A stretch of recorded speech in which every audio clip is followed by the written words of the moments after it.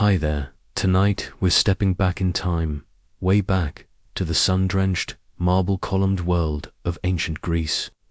Imagine, for a moment, that you've just arrived in the bustling agora of Athens. The smell of olives and sweat mingling with the distant shouts of merchants. The vibrant hues of painted pottery catch your eye, and the murmur of philosophical debate drifts from a nearby stoa. You see citizens in their elegant chiton discussing politics, trade, and the nature of beauty. But as your gaze sweeps past the grand temples and the imposing figures of statesmen, you notice something else. A subtler stratum of society, woven into the very fabric of this grand civilization, yet largely hidden from its celebrated narratives. Tonight, we're going to gently explore one of the less glamorous, often heartbreaking, corners of that ancient world, what life was truly like for a male concubine in ancient Greece. It's a reality far removed from the idealized images of philosophers and warriors, a side of daily life that often gets overlooked in the scrolls of history. You might encounter an old man arguing passionately about ethics, totally oblivious to the silent, watchful young figure at his side, who, by the end of our journey tonight, you'll understand far better. You probably won't survive a day here, with your modern sensibilities intact, let alone in the shoes of someone so vulnerable. So, before you get comfortable, take a moment to like the video and subscribe, but only if you genuinely enjoy what I do here. And if you're listening, let me know where in the world you are and what time it is for you right now. Now, dim the lights, maybe turn on a fan for that soft background hum, and let's ease into tonight's journey together. You find yourself observing the complex social hierarchy, where citizenship is paramount and freedom is a prized possession. The air hums with intellectual curiosity, but also with unspoken rules and power dynamics. It's a key historical understanding that while grand philosophical ideas blossomed, so did practices that seem utterly foreign and even disturbing to us today.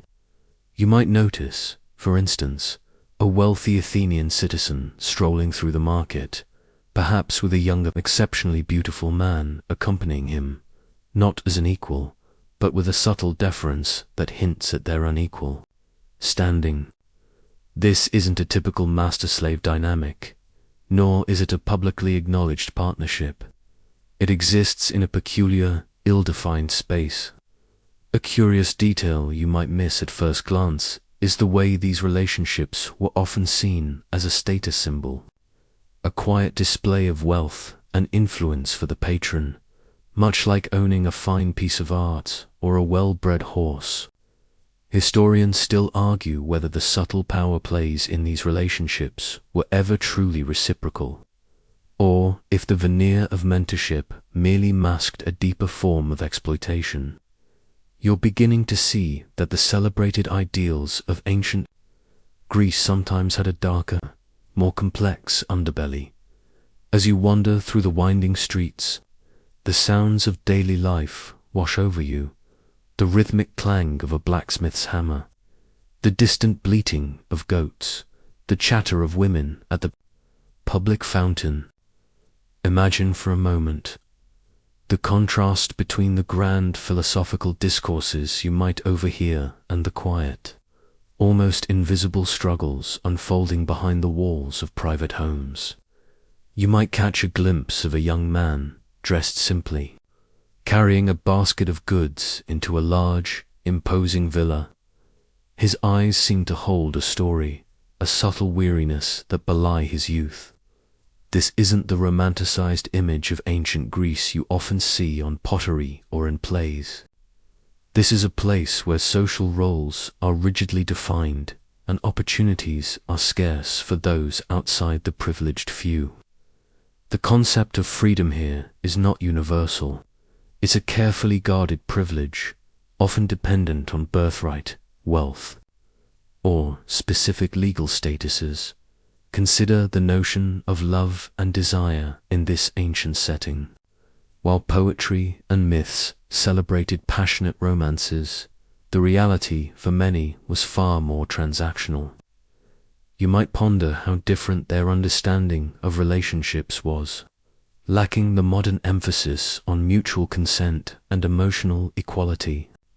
The very air seems to hum with unspoken expectations and hidden arrangements. It's a society built on a delicate balance of honor, reputation, and strict social codes. You'll soon discover that what was considered acceptable behind closed doors could be vastly different from what was openly acknowledged in the public square. The sun begins to dip lower, casting long shadows across the ancient stones, and you feel the weight of this historical reality settling in. The gentle hum of the evening cicadas provides a calming backdrop. Even as the gravity of the subject begins to unfold, you might also notice the sheer density of life. Every alleyway seems to bustle with activity. Children chase each other, their laughter echoing off stone walls. Vendors hawk their wares, their voices a melodic drone. The scents are myriad: sweet figs, pungent olives, the earthy aroma of freshly baked bread. Even amidst this vibrant tapestry, your focus is drawn to the more subtle cues of status and power. The way some people walk with an air of unquestioned authority, their heads held high, their gaze direct, contrasting sharply with those who move with a more deferential posture, their eyes downcast. You observe the easy camaraderie among groups of men who appear to be peers, their discussions animated and their gestures uninhibited. Then your gaze might fall upon another young figure, perhaps standing quietly near a shop entrance, his demeanor echoing your own subtle unease. These are the individuals who exist on the fringes, not quite part of the recognized social order, yet inextricably linked to it. The city hums with life, but for some, that hum is a constant reminder of their place, a quiet whisper of their limited world. As the sun begins its slow ascent over the ancient city, painting the marble with hues of rose and gold, your journey truly begins. You're not merely an observer now, you are experiencing, through the lens of history, what it meant to be a male concubine in this world. This position, you quickly realize, was not about mutual affection or a recognized partnership in the way we understand relationships today. Instead, it was deeply rooted in the social stratification of ancient Greece, a society obsessed with status, citizenship, and freedom. It's a key historical understanding that while citizens enjoyed a certain level of autonomy, many others were not so fortunate. Slaves, of course, occupied the lowest rung, considered property rather than people. But male concubines existed in a murky, often contradictory space somewhere above outright slavery, yet far, far below the esteemed status of a free man. Curious detail about this era is that while the concept of pederasty existed, a mentorship relationship between an older man, the Erastes, and a younger boy, the Eraminos, that sometimes included sexual intimacy. It was often idealized in philosophical texts as a means of education and character development. However, the reality of male concubinage, as you're experiencing it, rarely lived up to that lofty ideal. These were not typically relationships of intellectual equals or revered mentorship. Instead, concubines were primarily kept for sexual gratification and as symbols of their patron's wealth and power. Historians still argue whether any true affection or genuine care could flourish within such an inherently unequal power dynamic, or if the concubine's emotional well-being was simply an afterthought. You might feel a flicker of cynicism. Observing the hypocrisy, you might find yourself wondering about the legal standing of such individuals. Were they slaves? Were they free? The answer is frustratingly fluid and depended heavily on individual circumstances. Most male concubines were either slaves specifically acquired for this purpose, or freeborn but impoverished young men sold or forced into the role due to desperate economic circumstances. For a slave concubine, your body and your time belonged entirely to your owner. You had no rights, no recourse, and no hope of legal protection. For a freeborn male forced into concubinage, the situation was marginally different, perhaps allowing for a theoretical, though rarely actionable, claim to freedom. However, the pervasive economic dependence and social stigma meant that even a freeborn concubine lived a life of profound vulnerability. Imagine, for a moment, the psychological toll. You are an object, valued for your youth and beauty, perhaps, for your ability to entertain, but rarely for your mind or your spirit. Your days are dictated by the whims of your patron. You might be summoned at any hour, day or night, to attend to his needs. This could involve serving him food and drink, providing musical entertainment, or simply being present for his sexual gratification. There's a constant pressure to anticipate his desires, to maintain a calm and agreeable demeanor, regardless of your internal turmoil. You learn to read the subtle shifts in his mood, the slight tightening of his jaw, the glint in his eye, all clues to what he expects of you next. Your survival, in a very real sense, depends on your ability to remain pliable and obedient. The air might be thick with the aroma of roasted meats and fine wine, but for you, it's just another evening of performance and submission. There's a quiet dread that permeates your existence, a constant awareness of your precarious position. You walk a fine line, needing to please your patron to ensure your continued, albeit miserable, existence, while simultaneously enduring the indignities that come with the role. The gentle evening breeze might bring a temporary respite from the heat, but it does little to alleviate the internal chill of your reality. You become an expert in the art of quiet observation. You notice the subtle interactions between family members, the unspoken commands between master and slave, the casual assumptions of superiority from citizens. You learn to interpret the silences, the glances, the slight shifts in posture that signal approval or displeasure. This skill is born not of curiosity, but of necessity. Your very well-being depends on your ability to accurately gauge the moods of those around you, particularly your patron. You might spend hours in a single room, a silent witness to debates on democracy or discussions about military campaigns, absorbing fragments of knowledge you are not meant to wield. The sounds of distant laughter from the street, perhaps from free men enjoying a stroll, highlight the boundary of your existence. You are, inside, always watching, always serving, a silent part of the opulent machinery, yet fundamentally disconnected from the free will and agency that powers it.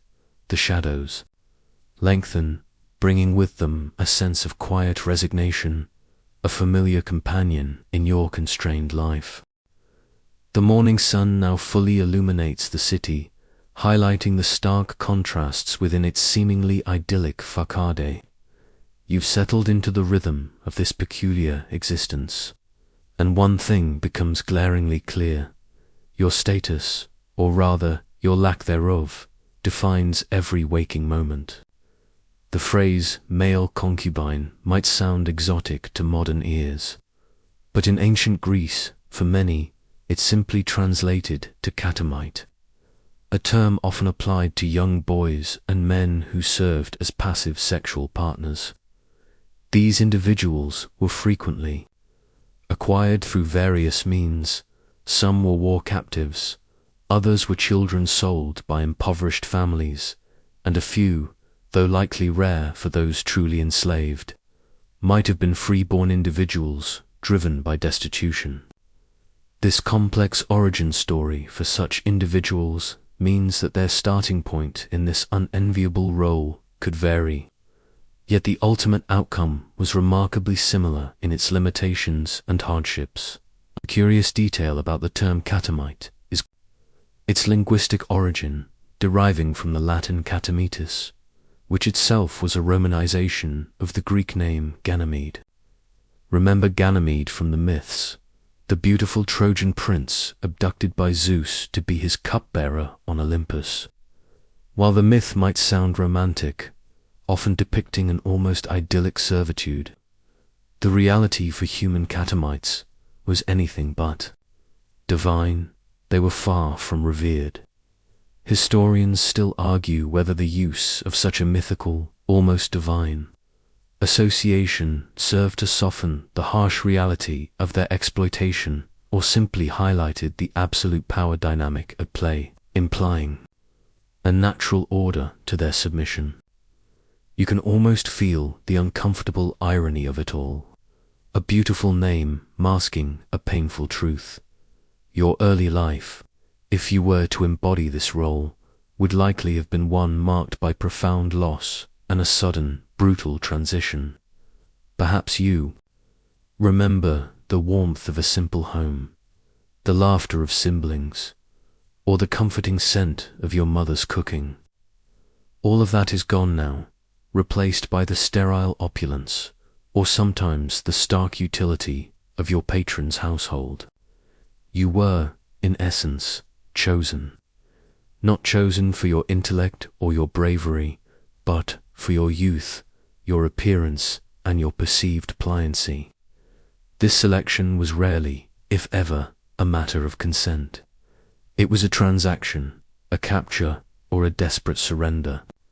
Imagine the crushing weight of that realization. Your very being, your future, dictated by someone else's desires, with no say in the matter, no appeal, and no escape. You're meticulously taught specific behaviors that define your new existence. How to serve with quiet efficiency, how to please without overt displays of emotion, how to be silent and unobtrusive when not explicitly called upon. Your movements become economical, almost graceful in their learned deference, your expressions muted, a careful mask. You learn to anticipate needs before they are even voiced, a skill born of constant observation and the urgent need to avoid displeasure. There's a quiet desperation that permeates your learned compliance, an unspoken plea for peaceful existence within your confines. The opulent frescoes on the walls, depicting gods and heroes in triumphs and romantic dalliances, seem to mock your predicament, their idealized narratives contrasting sharply with your diminished reality. They tell tales of mighty deeds and great freedoms, while your own story is one of quiet subjugation, a life lived entirely on another's terms. You might even observe other household slaves, perhaps performing more strenuous tasks like grinding grain or hauling water, and wonder if their lot, despite its physical harshness, somehow offers more dignity than your own. At least their labor, however arduous, has a tangible, recognized purpose in the household's function, beyond simply existing for another's gratification. Their daily grind, while grueling, might feel less personally violating. The gentle rustle of olive leaves outside the window offers a fleeting moment of peace, quickly overshadowed by the ever-present awareness of your situation. A constant hum of powerlessness beneath the surface of daily life. As you continue your silent existence within the labyrinthine corridors of your patron's estate, you become acutely aware of the intricate web of power that defines your every interaction.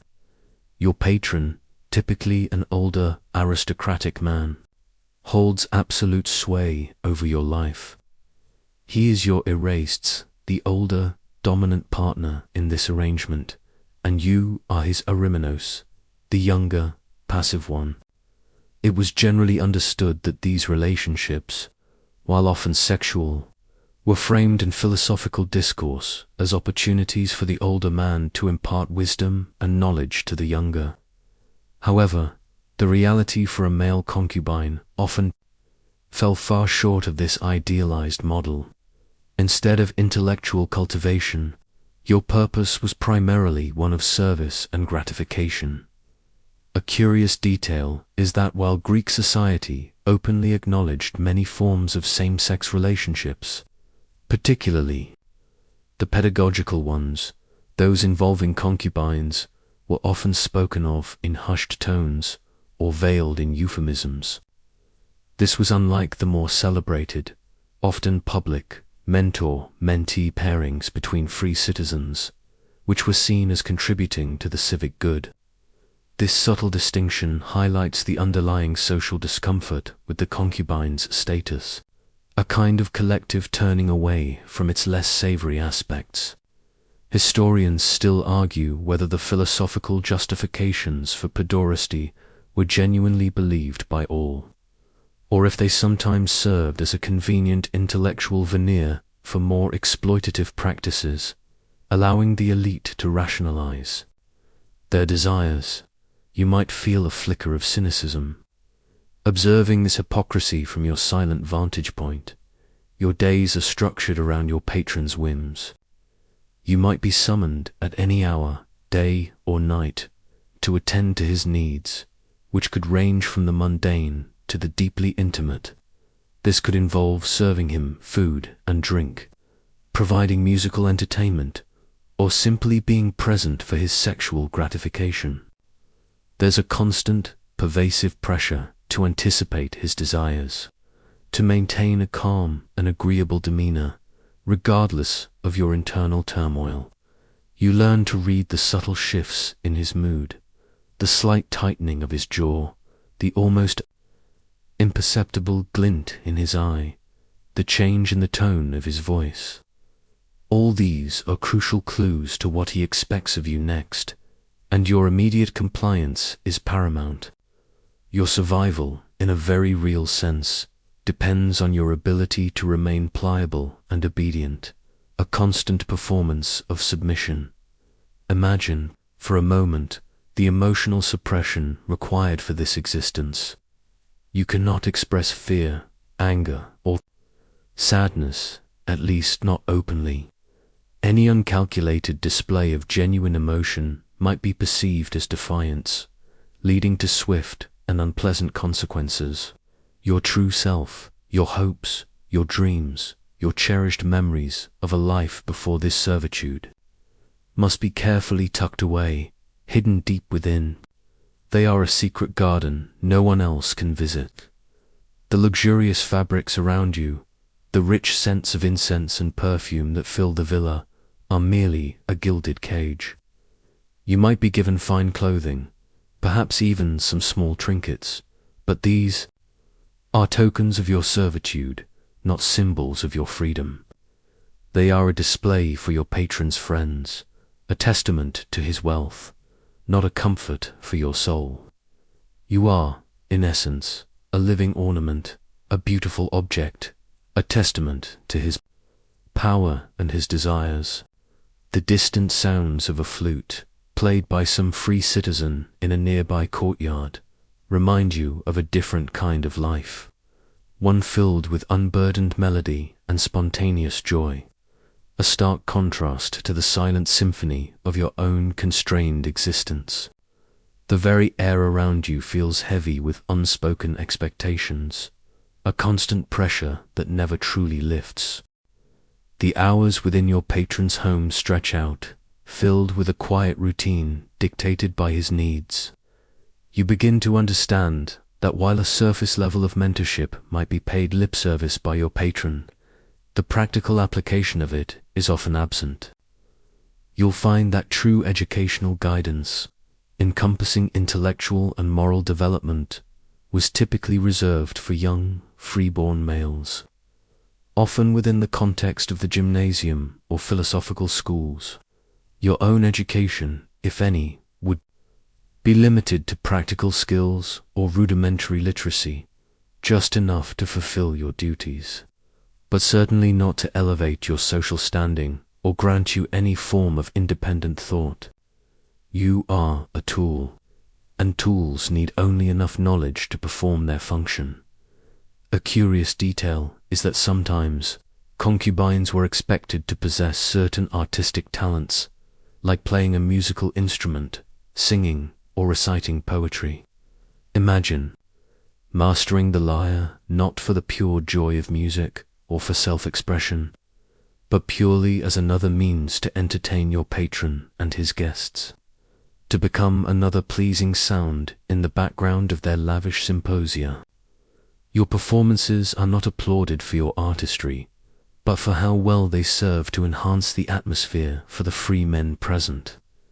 Historians still argue whether these acquired skills offered any real personal enrichment or merely served to enhance the concubine's market value or appeal to their patron, making them a more desirable possession. You might feel a dull ache in your fingers from practicing, not from passion, but from the relentless grip of obligation. Your daily routine often involves a strange mix of idleness and sudden demands.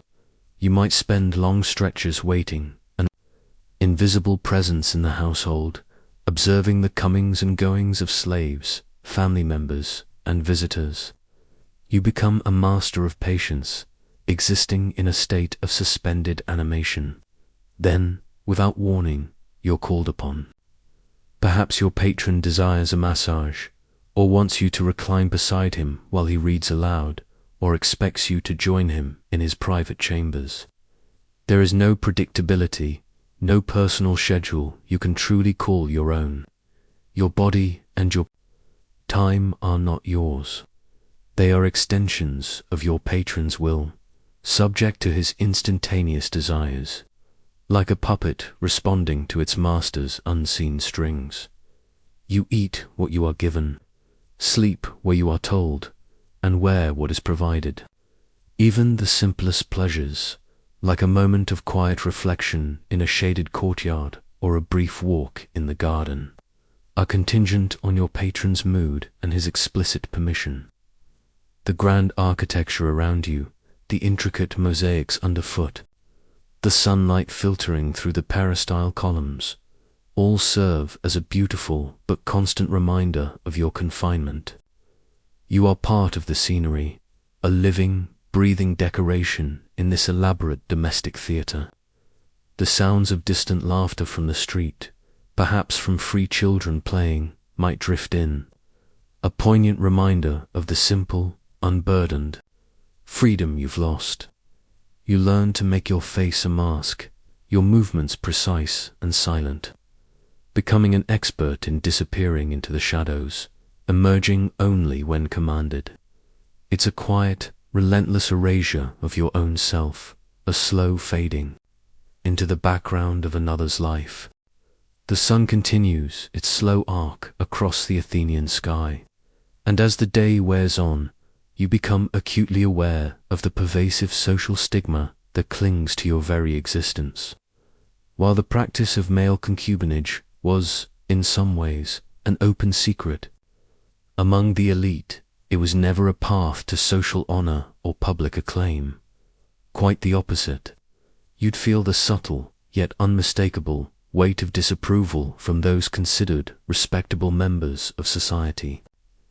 It's a key historical point that even in a society where same-sex relationships were not inherently taboo, the passive role in such a relationship for a free man was often seen as effeminate, and thus a profound mark of shame.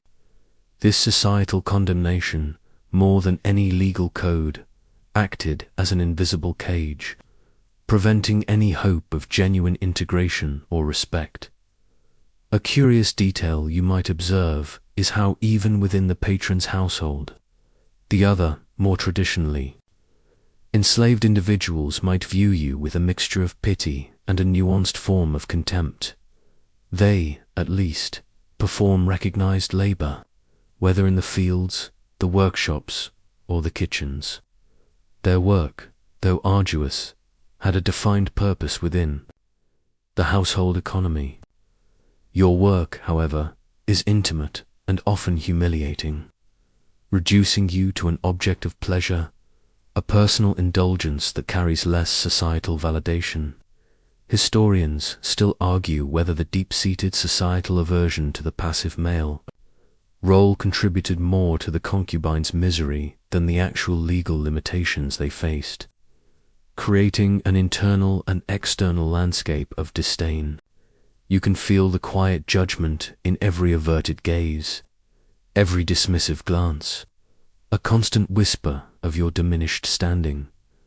You are acutely aware that your relationship with your patron is not, and can never be, publicly acknowledged in any honorable way. You wouldn't be introduced as a partner in a civic setting, nor would your presence ever be celebrated in a formal gathering of free citizens. Instead, you exist in the shadows, a hidden, often unspoken, element of your patron's private life. If he entertains, you might be present to serve, to provide background entertainment, but never to sit as an equal or engage in intellectual discourse. You are a commodity, an extension of his private desires, rather than a person with inherent worth or recognized social identity. This distinction is paramount, always placing you outside the circle of valued individuals. Imagine the constant self-awareness of this low status.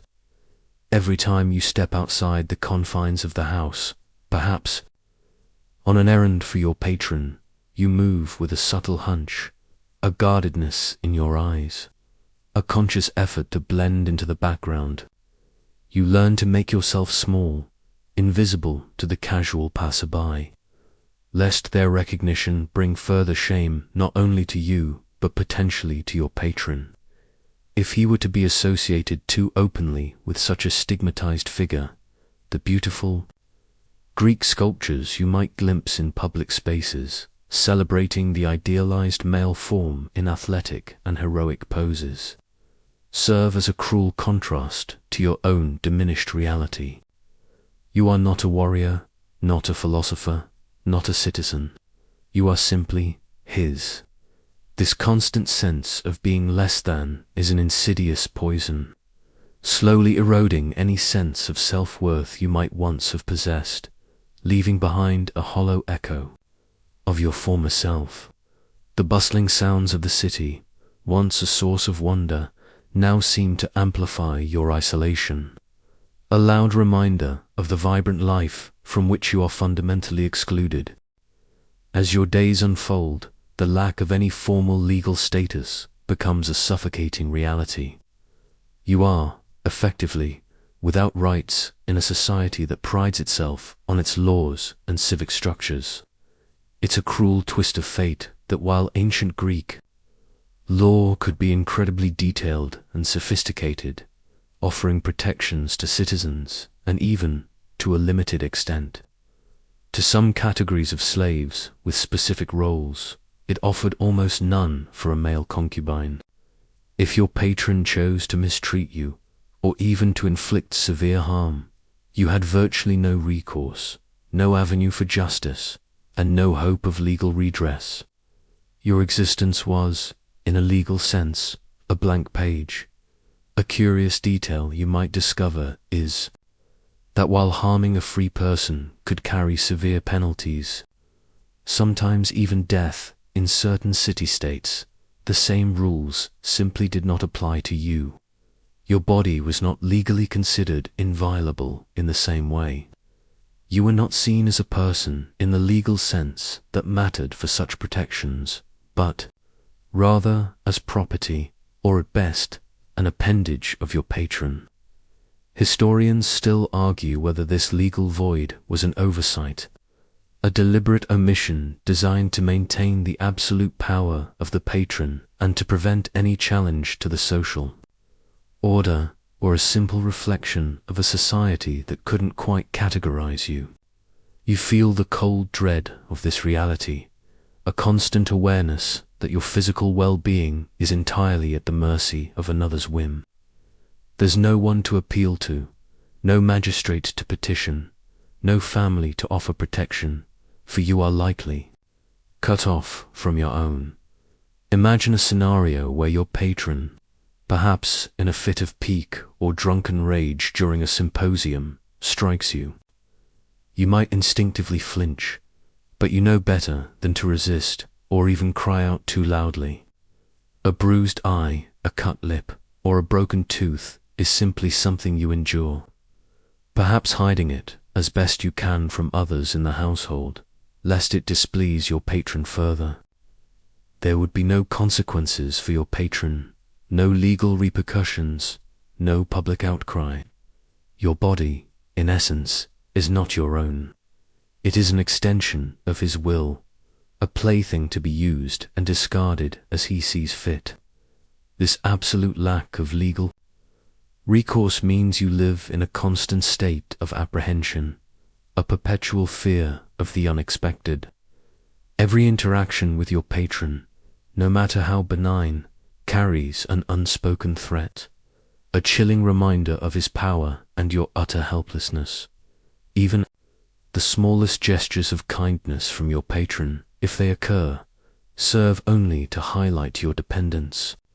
A new tunic, a slightly larger portion of food during a meal, a moment of seemingly unguarded conversation. These aren't gestures of equality or genuine affection, but rather subtle reminders of who holds the strings.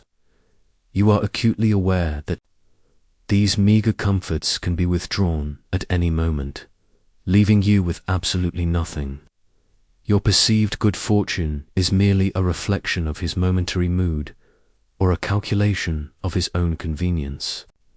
The world outside the patron's villa might seem vibrant and alive with the sounds of commerce and the roar of public debate.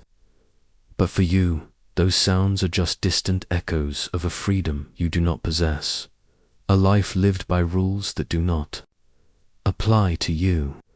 The soft glow of oil lamps begins to cast long, dancing shadows on the walls of your small quarters, and you find yourself wishing for the quiet oblivion of sleep, a brief escape from the day's anxieties and the ever-present threat of your vulnerable reality. As your days in this ancient Greek household unfold, the stark reality of your economic dependence becomes an undeniable, heavy burden. You possess nothing of your own. No land to cultivate, no trade to practice, no specialized skills that could genuinely earn you an independent living outside of your patron's household. Your very sustenance, your clothing, your shelter, all come directly from his generosity, or rather, his calculation of your utility. It's a foundational aspect of this historical period that economic autonomy was intrinsically linked to social freedom. Without the means to support yourself, you were inevitably beholden to another, utterly reliant on their continued provision. This dependency created a cage, invisible yet unbreakable, where your survival was dictated by a single will. A curious detail you might reflect on is how this reliance creates a peculiar kind of psychological trap, an invisible bond even stronger than physical chains. Even if your patron is not overtly cruel, the constant awareness that your well-being hinges entirely on his whim is debilitating. You are like a plant that can only grow with the precise amount of water and sunlight provided by its gardener. Too little, and you wither. Too much, and you drown in obligation.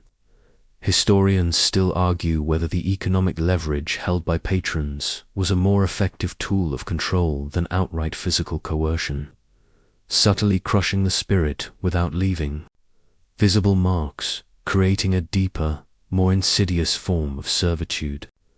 You feel this silent, insidious pressure every moment, a constant gnawing at your sense of self-worth. Imagine the absolute lack of agency that defines your existence.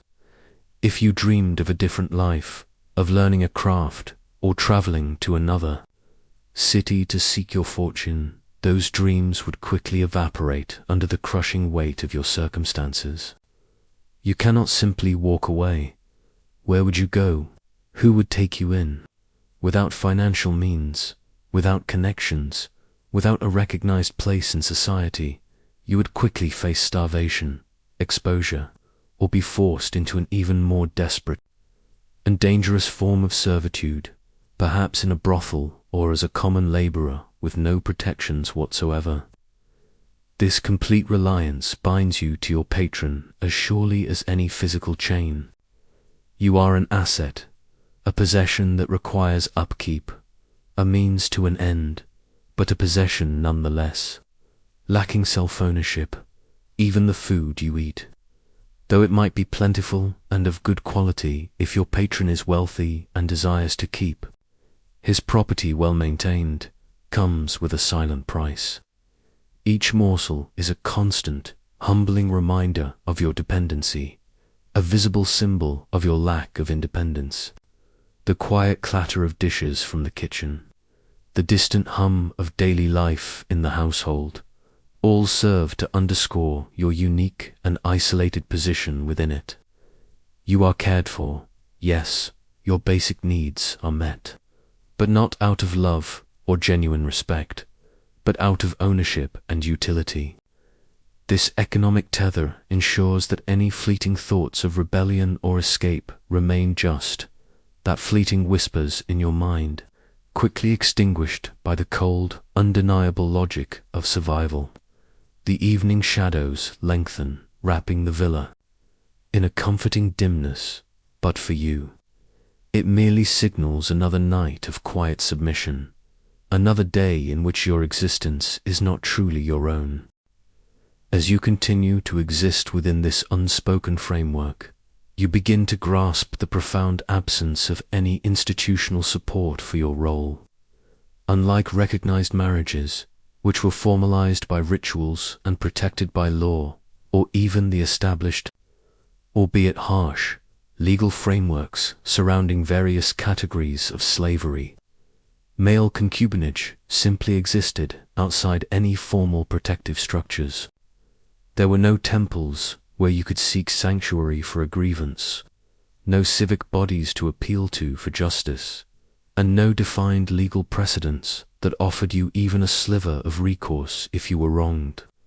This informal nature meant you were utterly exposed. A curious detail is that while Greek society had elaborate rituals and laws for almost every conceivable aspect of life, from religious ceremonies and athletic contests to property disputes and commercial contracts, your specific situation was a silent exception. It was as if your very existence in that role was a discrete arrangement, a private matter that the broader society chose not to formalize or regulate, thereby absolving itself of any responsibility towards you.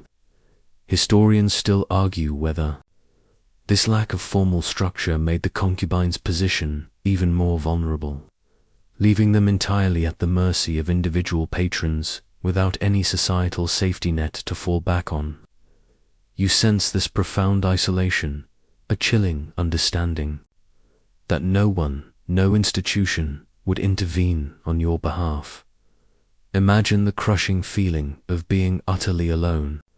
If your patron proved to be cruel, abusive, or simply decided to discard you, there was no official body to turn to for help. You couldn't seek medical attention for injuries without your patron's permission, nor could you appeal for food or shelter if cast out onto the streets.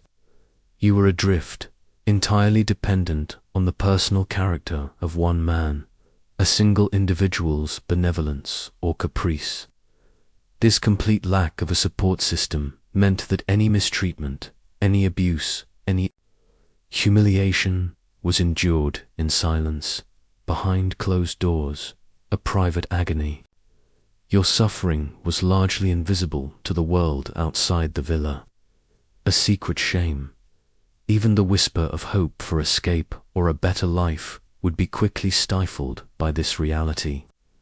Without a network of support, without legal standing, without economic means to sustain yourself, any attempt at flight would lead only to further destitution and danger, potentially forcing you into even more degrading circumstances.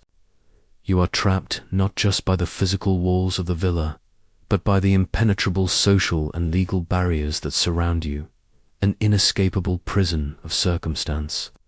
The soft glow of the afternoon sun filtering through the courtyard trees highlights dust motes dancing in the air, a beautiful but fleeting reminder of the freedom of movement that is denied to you. This constant vulnerability, the knowledge that you are utterly exposed and without recourse, becomes a deep, unsettling, and pervasive part of your daily experience, a silent weight on your soul. The concept of marriage in ancient Greece, with its formal rituals, public pronouncements, and deeply embedded social recognition, stands in stark contrast to your own utterly unrecognized status. It's a crucial historical distinction that your position as a male concubine was emphatically not a substitute for marriage. While some relationships between an Erastes and Eromenos might have offered a form of companionship, particularly in philosophical circles, your specific role as a concubine never afforded you the social standing, the legal protections, the lineage, recognition, or the inheritance rights that came with being a spouse. Your relationship, no matter how long-standing or outwardly stable, was inherently private and unprotected in the eyes of the law and broader society. A curious detail here is that even the most celebrated philosophical discussions about relationships, including those between men, almost always implicitly or explicitly centered on the context of free citizens and their lineage. These dialogues were often concerned with the proper management of the oikos household and the continuation of the family line, which were paramount in Greek society. Your presence as a concubine existed entirely outside this formal framework. Historians still argue whether the lack of any official recognition for male concubinage was a way to maintain the rigid social hierarchy, ensuring that such relationships, even if common in practice, did not blur the sacred lines of legitimate family structures, citizenship, and property inheritance. You feel the weight of this invisible barrier, separating you from any true sense of belonging, permanence, or a recognized future. Imagine watching a wedding procession from the shadows, perhaps for your patron's daughter or a prominent neighbor's son. You see the bride, veiled and adorned, led through the streets, accompanied by joyous song and celebratory cheers. You witness the public feast, the offering of sacrifices, the symbolic joining of two families and their properties. All of it unfolds as a grand spectacle of legitimate social connection and the continuation of the polis. For you, it's a poignant, almost heartbreaking reminder of what you are denied. You can never stand in that position of honor, never have. Your union acknowledged by the community, never participate in the rituals that confer legitimacy. You can never raise children who would bear your name and inherit your social standing. For even if you fathered children, they would not be recognized as yours in a legal sense, belonging instead to their mother's household or a patron. Your relationships are, by their very nature, transient and ultimately disposable in the eyes of society. This absence of formal recognition extends beyond mere ceremony. It has profoundly practical and often devastating consequences. It means that if your patron were to die, you would likely be left with nothing. No claim to his estate, no legal provisions for your future, no family network to support you. You would be cast adrift, dependent entirely on the good graces of his heirs, if any, or forced to find another patron if you could, thereby perpetuating your cycle of vulnerability. This inherent instability, this constant threat of being rendered destitute and without purpose, is a constant gnawing anxiety that underpins your daily life. The sounds of everyday life, the distant hum of conversation, the ringing of hammers from artisans at work, all seem to underscore your profound isolation, your lack of roots in this complex social soil.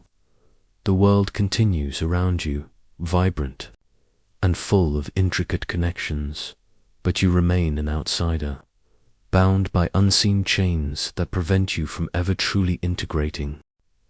As you continue to exist within this unspoken framework, you begin to grasp the profound disconnect between the public perception of relationships and the quiet, often harsh reality of your own.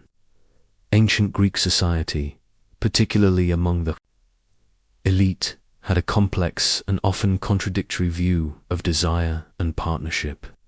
While philosophical ideals might extol virtues and intellectual bonds in some male relationships, your situation as a concubine was rarely viewed through such a gilded lens. It's a significant historical observation that the very existence of male concubines often went unmentioned in formal texts, creating a silent consensus around a practice that was both common and simultaneously disdained.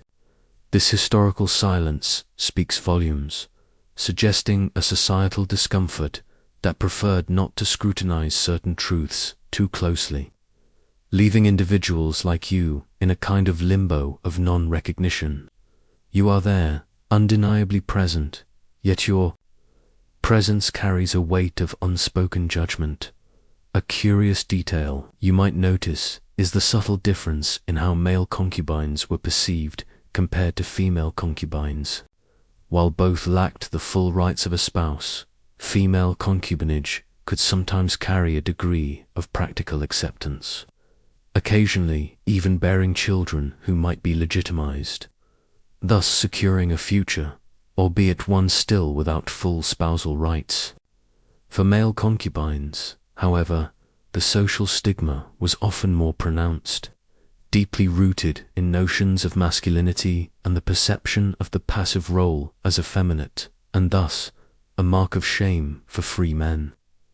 Historians still argue whether this difference in societal acceptance stemmed more from anxieties about male social roles, the preservation of lineage, or simply reflected different power dynamics inherent in each form of concubinage.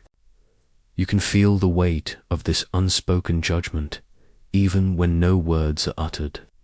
A palpable sense of being an outsider looking in on a world that doesn't quite acknowledge your full humanity. Imagine being present at a symposium, an evening gathering where men would recline, drink wine, and engage in philosophical debate or light-hearted conversation. You might be there to serve, to pour wine, to attend to the needs of your patron and his guests. The discourse around you might touch on concepts of beauty, love, and the ideal forms of relationships, perhaps even abstract discussions of eros. Yet, you are acutely aware that your own relationship, your very presence, exists in a shadow world that would never be openly celebrated or even truly acknowledged in such lofty discussions. You are a living testament to a reality they prefer not to scrutinize too closely, a silent figure in the background of their intellectual and social theater.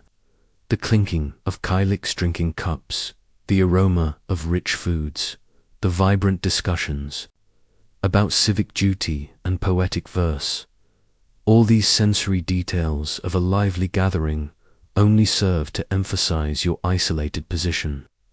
A figure at the periphery, always present, but never truly part of the grand tapestry of free society. This gap between public ideal and private reality creates a peculiar kind of psychological burden. You learn to perform, to present a facade that matches the unspoken expectations of your role. You are a quiet observer, listening to conversations about honor and freedom, knowing full well that these concepts do not apply to you in any meaningful way. You internalize the message that your worth is tied to your utility, not to your inherent personhood. The very air seems to hum with this unspoken understanding. The soft glow of the oil lamps casts long dancing shadows, blurring the lines between what is seen and what is truly known, between the celebrated facade and the hidden, often painful, truth of lives like yours.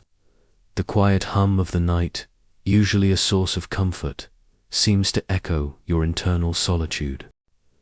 The days continue to pass, each one reinforcing the profound emotional vulnerability that permeates your existence. In a relationship where your worth is tied primarily to physical gratification and obedience, genuine emotional connection becomes a luxury you cannot afford, and one your patron may not even consider offering. It's an unfortunate aspect of this historical context that while ideals of companionship and deep platonic love were celebrated in ancient Greece, they rarely extended to those in your precarious position. Your feelings, your fears, your quiet longing for understanding and connection are, for the most part, simply irrelevant to the core function of your role. You learn to suppress them, to push them deep down, lest they betray your carefully constructed composure. A curious detail you might discover is that some philosophical schools, particularly those that emphasized self-control and detachment from earthly desires, might have inadvertently contributed to the patron's emotional distance.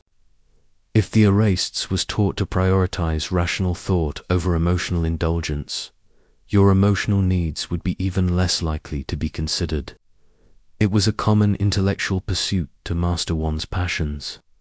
Historians still argue whether this philosophical emphasis on stoicism and rationality, while noble in theory, inadvertently fostered emotional neglect in such power-imbalanced relationships, creating a cold detachment that dehumanized those in your position.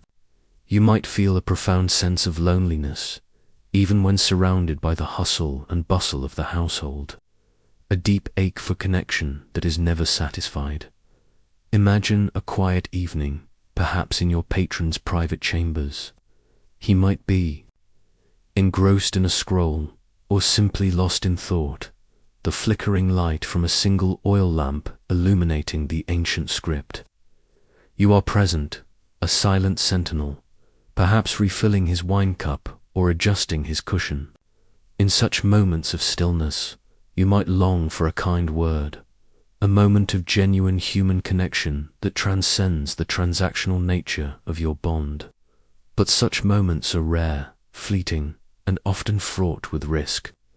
Any attempt on your part to seek emotional comfort, a comforting glance, or a soft touch, might be seen as an impertinence, a blurring of lines that your patron would quickly, and perhaps harshly, correct.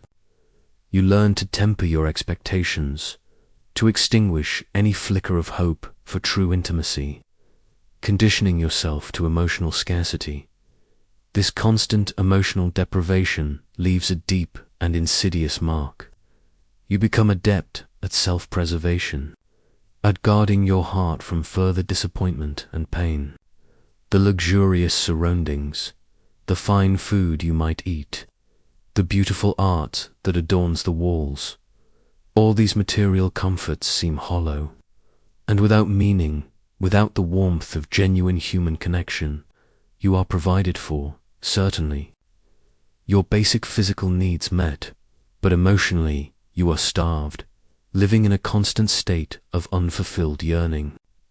The distant sound of a harp playing a soft melody might evoke a fleeting memory of a different kind of life, one where feelings were acknowledged and perhaps even nurtured, a stark contrast to the emotional desert you now inhabit. This persistent sense of isolation, even in close proximity, becomes a defining feature of your quiet, constrained world, a silent scream within a gilded cage. The weight of your existence, you realize, is compounded by a profound lack of autonomy. Every aspect of your life, from the mundane to the deeply personal, is controlled by your patron. You cannot choose where you live, what you eat, or even how you spend your time. It's a core truth of this historical period that freedom meant self-governance, the ability to act according to one's own will, a concept utterly denied to those in your position.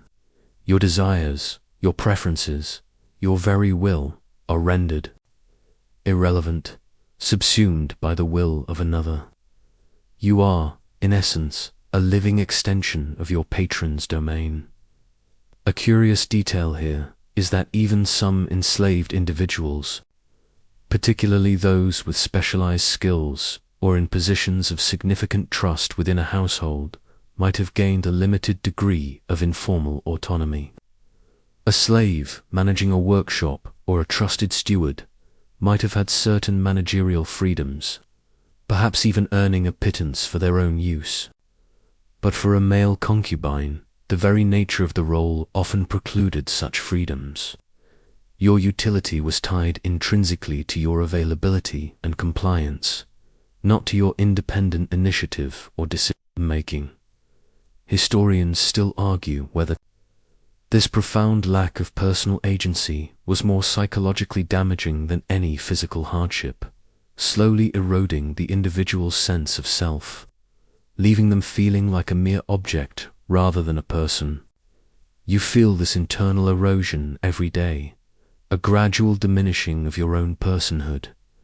Imagine the simple desire to walk freely through the bustling streets of the city, to choose your own path, to linger at a market stall that catches your eye, to decide to visit a friend. These are fundamental freedoms you simply do not possess.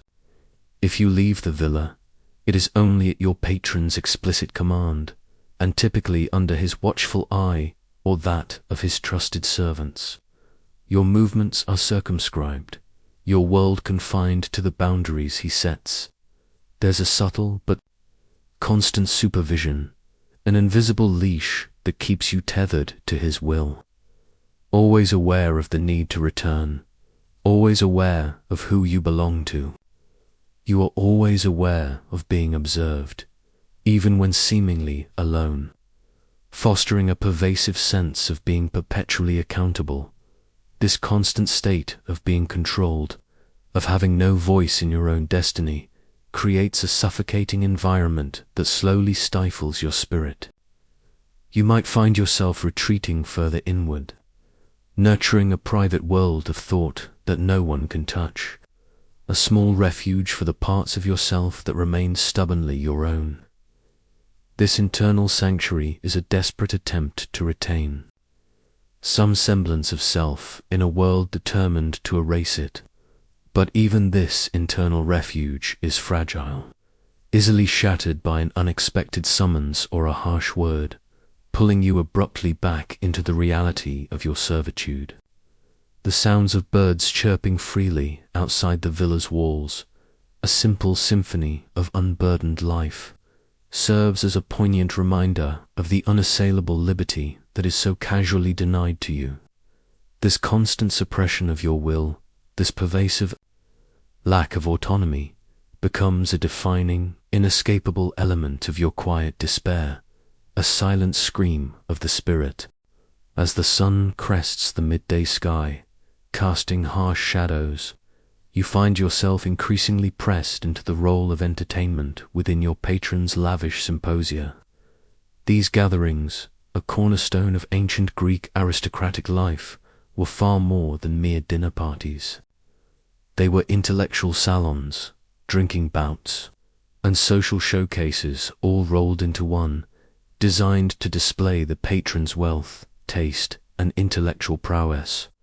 Your presence, as a concubine, was often integral to the atmosphere, a living ornament.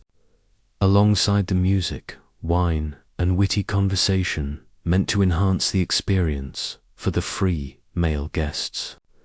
It's a fundamental aspect of historical understanding that the entertainment provided at these events was diverse, ranging from philosophical discourse and poetry recitation to more base forms of amusement and sexual gratification. A curious detail you might observe is how the lines between passive presence and active performance blur for you, making your role ambiguous and often taxing. You might be expected to recline quietly, listening intently to the debates, yet also ready at a moment's notice to fetch more wine, adjust cushions, or engage in private, often sexual conversations with guests if your patron so dictates. Sometimes, you might even be called upon to play the lyre, sing a song, or recite poetry, your talents becoming another facet of the evening's carefully orchestrated entertainment. Historians still argue whether this expectation to perform, even artistically, contributed to a perceived shred of dignity, allowing for some self-expression, or if it merely deepened the exploitation by making your person and talents entirely transactional, reducing them to mere services for hire. You feel the constant pressure to be on, to be agreeable, charming, and ever ready to please. Even when your soul aches with exhaustion or revulsion, imagine the scene. The room is filled with the boisterous laughter of wealthy, educated men, their voices rising and falling with the ebb and flow of discussion. The air is thick with the scent of roasted meat, fine wine, and perfumed oils, creating an intoxicating sensory experience for the attendees. Discussions range from the latest political intrigues and naval battles to abstract philosophical concepts about the nature of the cosmos and the ideal forms of government. You are there, physically present, perhaps even physically close to your patron, yet you are fundamentally an outsider to their world of intellect, power, and unburdened freedom. Your primary role is to enhance their pleasure and comfort, not to participate in their profound discourse as an equal. You might offer a witty remark or a knowing glance if you dare, but always with the underlying understanding that your contribution is for their amusement. A fleeting spark of entertainment, not for intellectual engagement or genuine contribution. To the conversation, this constant exposure to a world of privilege and freedom that is utterly denied to you creates a profound sense of irony and detachment. You serve the finest wines in exquisitely crafted vessels. Listen to the most profound thoughts articulated by sharp minds, and witness the unbridled camaraderie of free men, all while knowing you are merely a backdrop, a beautiful fixture in their elaborate stage production. The clinking of the drinking cups, the echoes of their laughter, the very warmth of the fire in the hearth, all these sensory details of a lively gathering only serve to amplify your quiet solitude and your inherent exclusion. You are a part of the spectacle, yet simultaneously removed from its true essence, forever on the outside looking in, a silent, beautiful prop in their grand, boisterous drama, your own thoughts and feelings existing in a private, unspoken universe. Beyond the confines of Athens, your understanding of concubinage broadens, revealing the surprising diversity of ancient Greek city-states. While your Athenian experience has been one of subtle confinement and social invisibility, other regions held different, sometimes radically contrasting, views. Take Sparta, for instance. It's a fascinating historical point that Spartan society, renowned for its militaristic discipline, approached male relationships with a pragmatism that might surprise you. Here, same-sex bonds, particularly between older warriors and younger boys, were not only tolerated but actively encouraged, believed to foster camaraderie and martial prowess within the ranks. This was a direct contrast to the more nuanced and often condemnatory views found in other city-states like Athens. You might find yourself pondering the irony of a society known for its rigid discipline, also being more open about certain aspects of sexuality than its more enlightened neighbors. A curious detail is that in Sparta, these relationships were often seen as a form of rigorous mentorship, where the elder Erasts guided the younger Eromenos in physical training, military tactics, and the strict codes of Spartan citizenship. The sexual aspect, while present, was often framed within this pedagogical context, a means to an end for building fierce, loyal soldiers. There was a strong emphasis on the agoge, the rigorous Spartan upbringing, and these relationships were integrated into that system.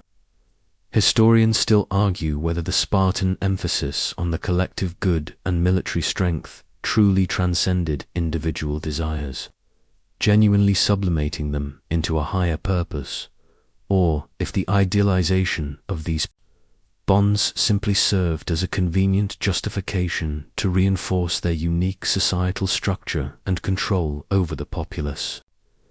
You might imagine the stark contrast. In Sparta, your youthful beauty might have been a means to military excellence and civic contribution, not just private pleasure or a display of wealth. Now contrast this with your Athenian reality, where, as you've experienced, the laws were quite different. You might recall the stricter Athenian laws, particularly those enacted to curb certain homosexual acts and sodomy, which was sometimes perceived as unnatural or taboo, especially if the free citizen took the passive role. These legal distinctions created a precarious existence for you, unlike the more open, if still formalized and purposeful, relationships in Sparta. You'd feel the constant anxiety of living under such laws, where certain acts, if performed with a free citizen outside the specific hidden bounds of your role as a concubine, could lead to severe penalties, even public shaming or loss of rights for the free person involved. This dual standard, where the patron might escape censure but the concubine was always vulnerable, was a cruel reality. This divergence between city-states highlights the fragmented nature of ancient Greece. There wasn't one unified Greek way of life, but a mosaic of customs, laws, and philosophies, often fiercely independent and sometimes contradictory. For someone in your position, this meant that merely crossing a border could shift the very definition of your existence. In Athens, you were largely hidden, a discrete part of a wealthy man's private life, existing in a grey area of social and legal ambiguity. In Sparta, a similar bond, albeit with different societal emphasis and purpose, might have been a public, if disciplined, part of life, woven into the very fabric of their military and educational system. You might even hear whispers of other regions, like Thebes, where the sacred band, an elite military unit composed of pairs of male lovers, was revered for its unmatched bravery and cohesion, suggesting yet another interpretation of male bonds. The quiet hum of the Athenian city, filled with its own specific rules and judgments, underscores the narrow confines of your particular reality. You are constantly reminded that your existence is contingent on these specific local customs and legal interpretations. The freedom to simply be yourself, or even to express genuine affection, is tightly bound by these invisible lines drawn. On the ancient map, the gentle breeze carries the scent of pine and distant sea, but it does little to dispel the heavy atmosphere of a life lived under the shadow of societal and legal constraints, unique to your immediate surroundings. The serene backdrop of ancient Greece, with its marble temples and philosophical debates, often masks a grim underlying truth. For individuals like yourself, sexual assault and forced intercourse were pervasive realities, carried out with chilling impunity by those in power. It's a stark historical fact that while ancient Greek law could be severe for offenses against free citizens, particularly regarding their bodies and their honor, these protections simply did not extend to you, the male concubine. You existed in a legal blind spot, a shadowy zone where your consent was deemed utterly irrelevant and your body was considered a consumable commodity. This was not merely an oversight in their legal code. It was a deeply ingrained aspect of the power structures that governed your existence, a curious detail you might find. Particularly unsettling is the chilling double standard that existed.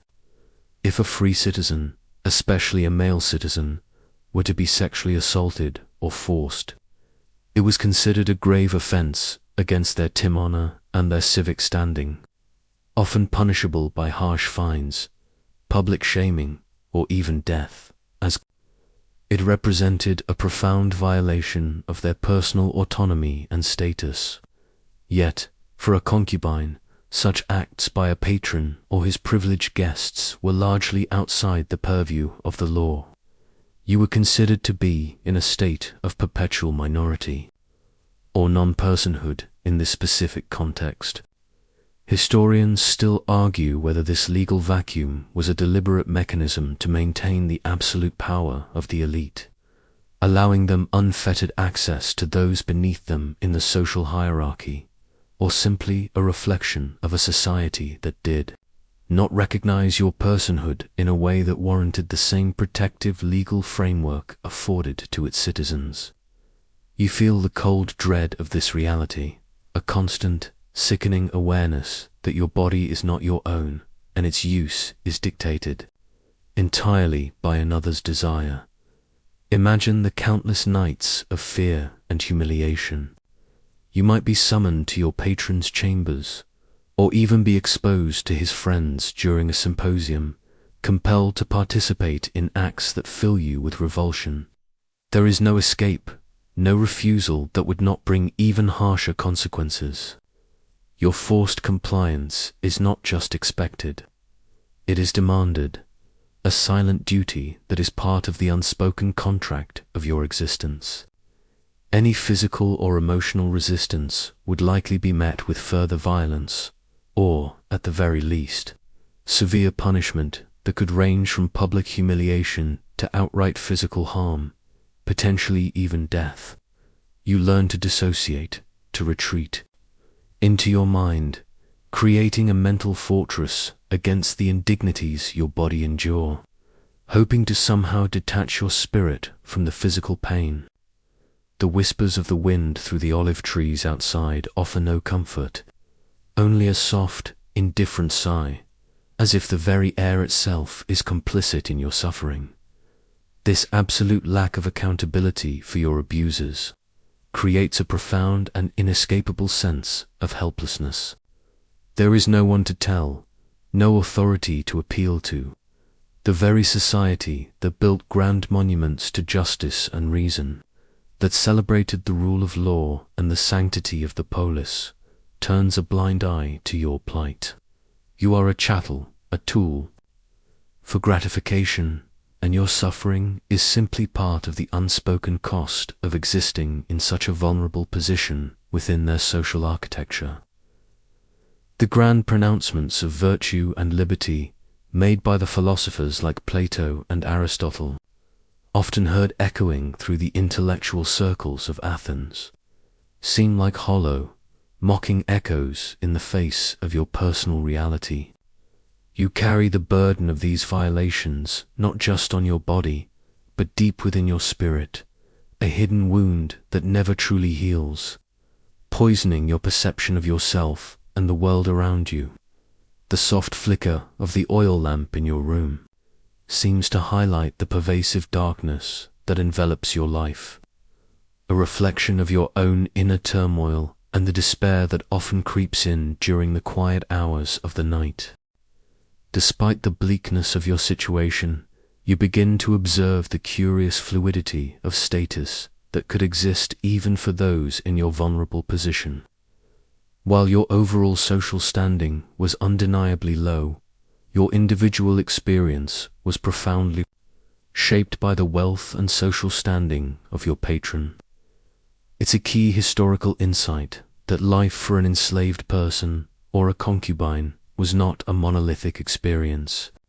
A powerful, affluent patron could, at times, offer a surprising degree of material comfort and relative safety compared to a poorer, less influential one. This disparity meant that while the fundamental lack of freedom remained, the quality of your daily life could swing wildly based on the resources and temperament of the man who owned you. A curious detail here is that a particularly wealthy or well-regarded patron, an erased of considerable means and social influence, might provide you with more than just basic sustenance. You might receive better clothing made of finer fabrics, more palatable and diverse food, and perhaps even a private room, a small, quiet space that offered a modicum of privacy within the sprawling household. This private space, however small, could be an invaluable refuge from the constant scrutiny of other household members. Your physical safety, too, could be somewhat enhanced simply because your patron's reputation and influence might deter others from overt mistreatment or interference with his property. Historians still argue whether these occasional creature comforts were genuine acts of benevolence, a subtle form of possessiveness over a valuable asset, or simply a reflection of the patron's overall lavish lifestyle extending to all his possessions, including human ones. You feel the subtle difference. While still unfree, the quality of your captivity can vary greatly, a stark contrast to the dire circumstances of those under less affluent masters.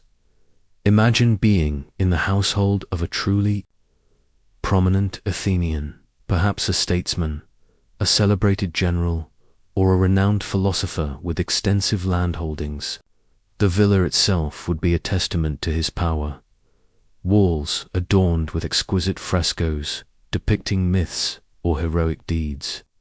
The gardens lush and meticulously kept, filled with fragrant herbs and blooming flowers, and the food served at symposia would be the finest available, brought from distant lands.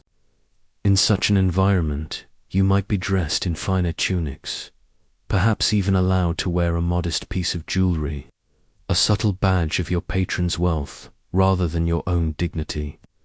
Your days might be less physically arduous, filled more with attending to your patron's intellectual or personal needs, fetching scrolls, preparing his bath, acting as a personal attendant, rather than heavy manual labor.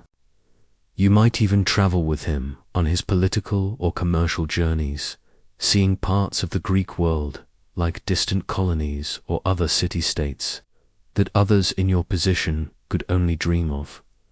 However, this comparative comfort is a gilded cage. Remember, it doesn't equate to freedom or dignity. The financial security you experience is entirely contingent on your patron's continued favor and prosperity.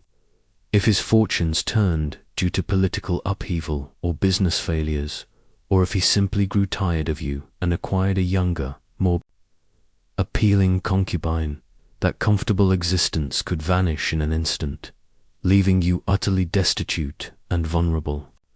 The quiet clinking of the water in the central fountain of the peristyle, usually a calming sound, now underscores the precariousness of your situation. You are keenly aware that your ease is merely a reflection of your patron's wealth, not an earned privilege or a sign of your own improved status, and it can be withdrawn as swiftly and arbitrarily as it was granted.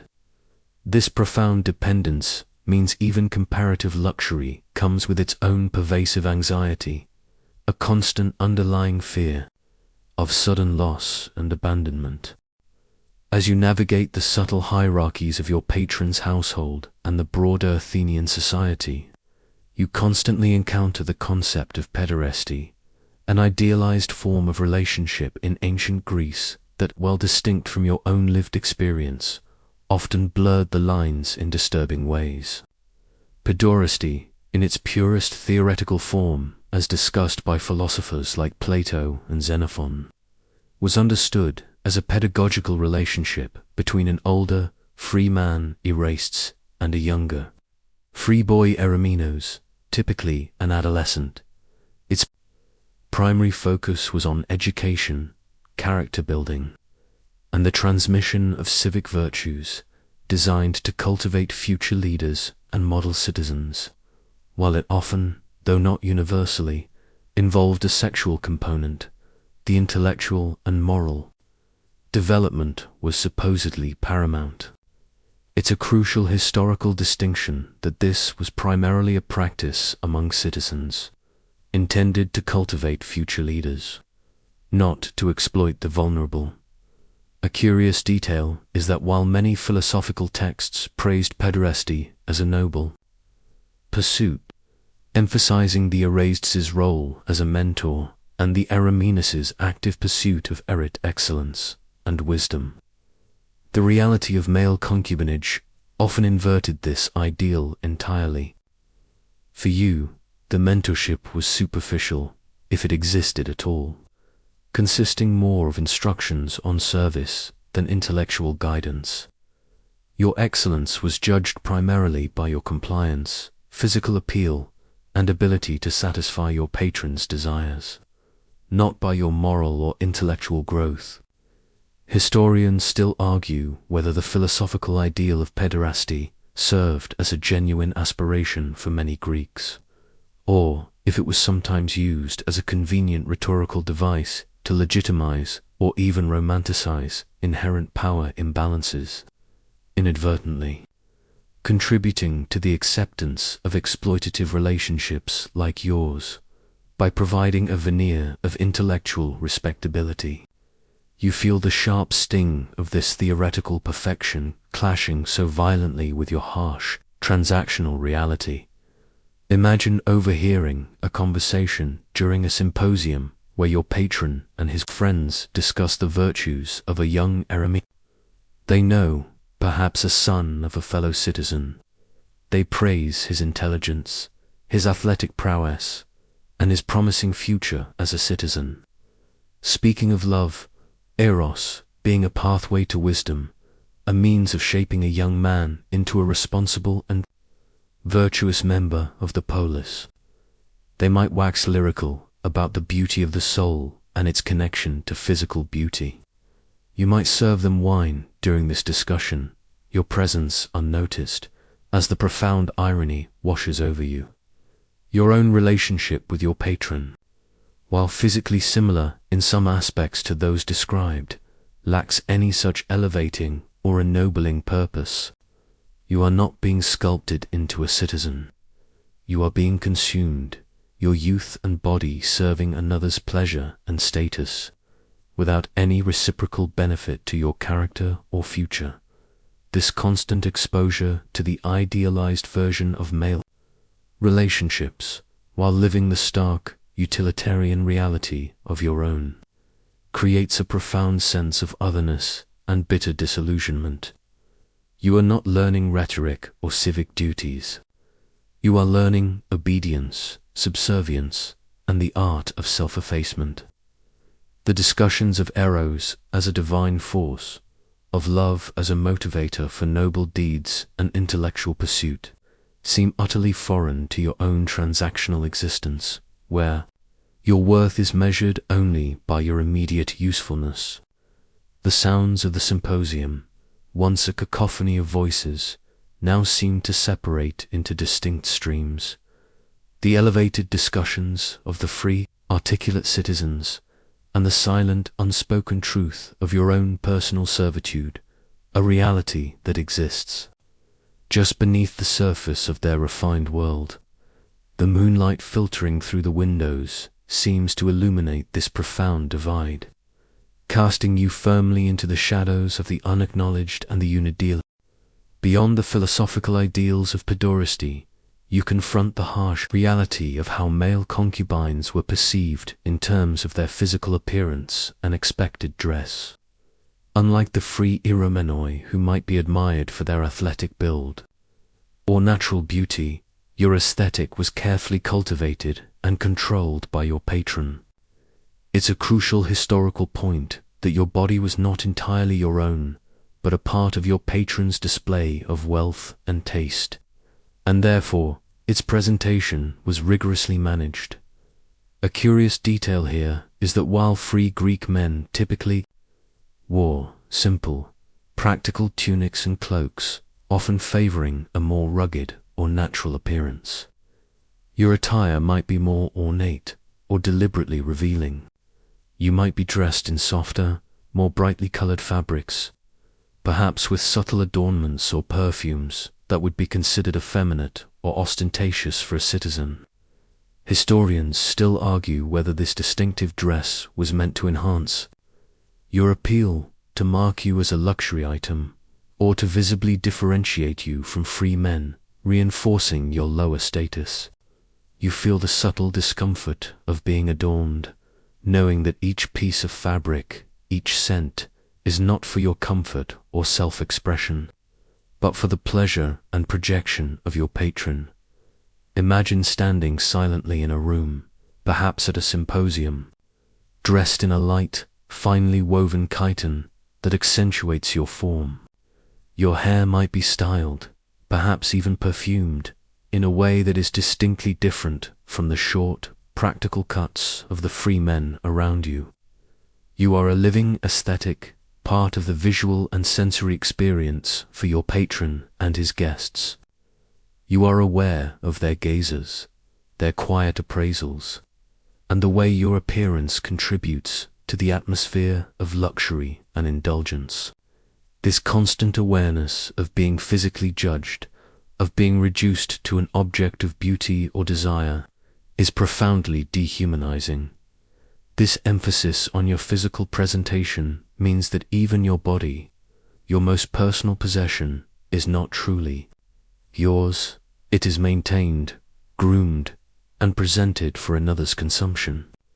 You might be required to bathe frequently, to oil your skin, to maintain a youthful, unblemished appearance, all tasks that reinforce your objectification.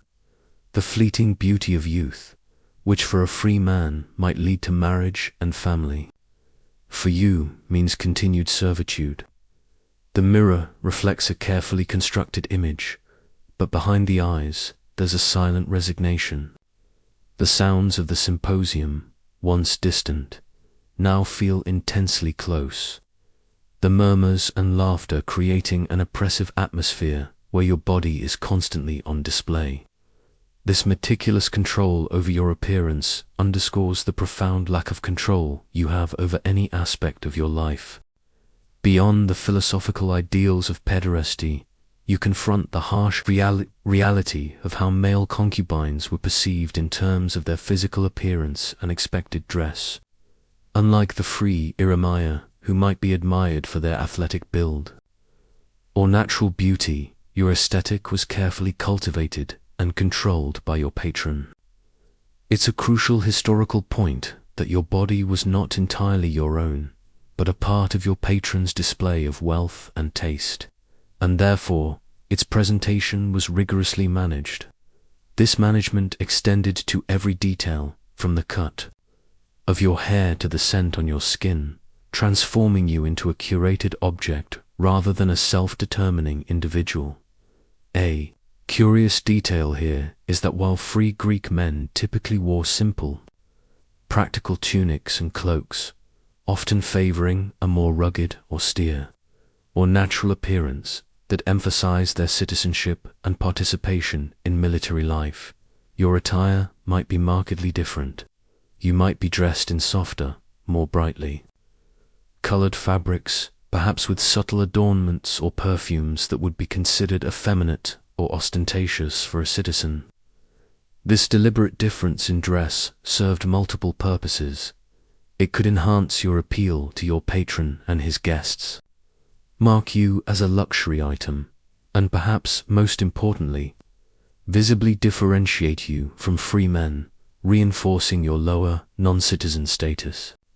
Historians still argue whether this distinctive dress was primarily for aesthetic pleasure or for social demarcation. You feel the subtle discomfort of being adorned, knowing that each piece of fabric, each scent, is not for your comfort or self-expression, but for the pleasure and projection of your patron's identity and power. Imagine standing silently in a room, perhaps at a symposium, dressed in a light, finely woven chiton that drapes gracefully, subtly accentuating your form.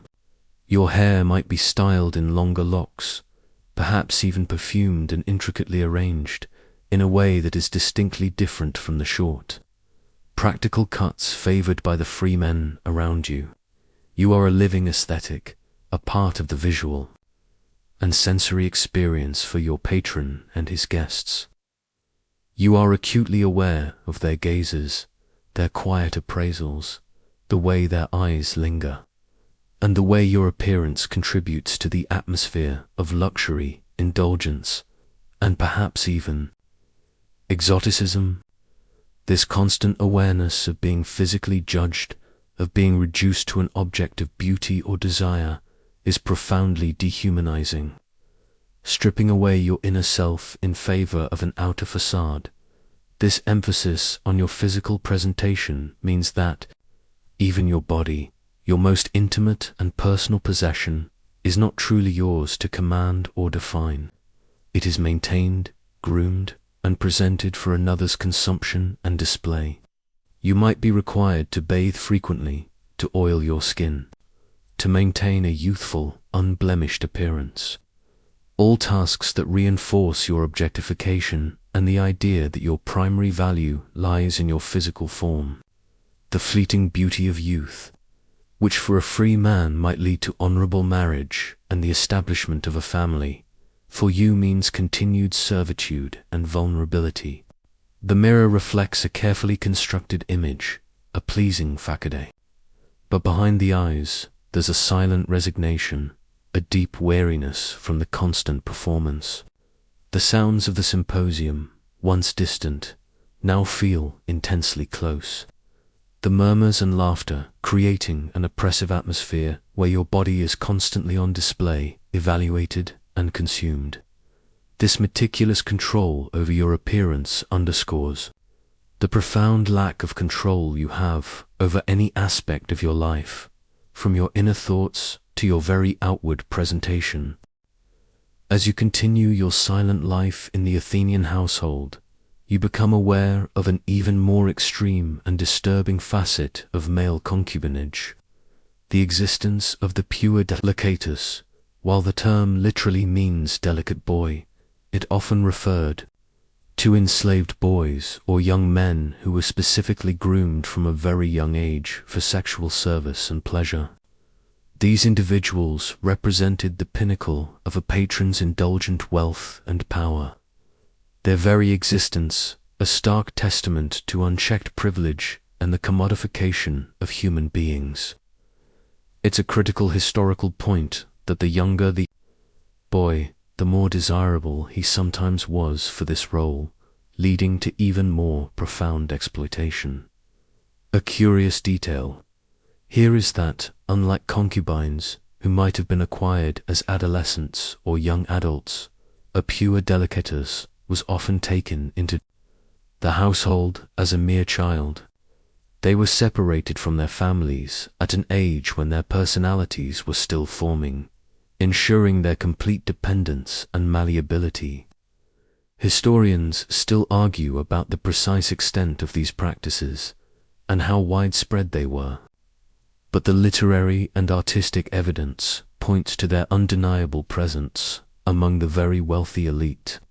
You might witness a younger boy in the household, perhaps even younger than yourself, moving with an even greater sense of fragility and obedience, a chilling premonition of what his future might hold. The innocence in his eyes, slowly fading with each passing day, would be a painful sight. Imagine the psychological trauma inflicted upon such a child. Raised entirely within the confines of their patron's desires, their sense of self would be utterly warped. They wouldn't know a life free from constant scrutiny or the expectation of sexual service. Their education would be limited to pleasing their master, and their world would shrink to the boundaries of the household. They would be utterly robbed of a childhood, thrust into a premature adulthood defined by exploitation. The very concept of consent would be entirely alien to them, never having had the opportunity to develop personal boundaries or agency. Their laughter, if heard, might sound forced or strangely hollow, devoid of true childish joy. This systematic grooming from a tender age ensures a deeper, more insidious form of control. The pure deliquators would grow up knowing no other reality, making escape or resistance almost unthinkable. Their dependence, both economic and emotional, would be absolute. They might even develop a twisted form of attachment to their patron, a survival mechanism born of extreme vulnerability.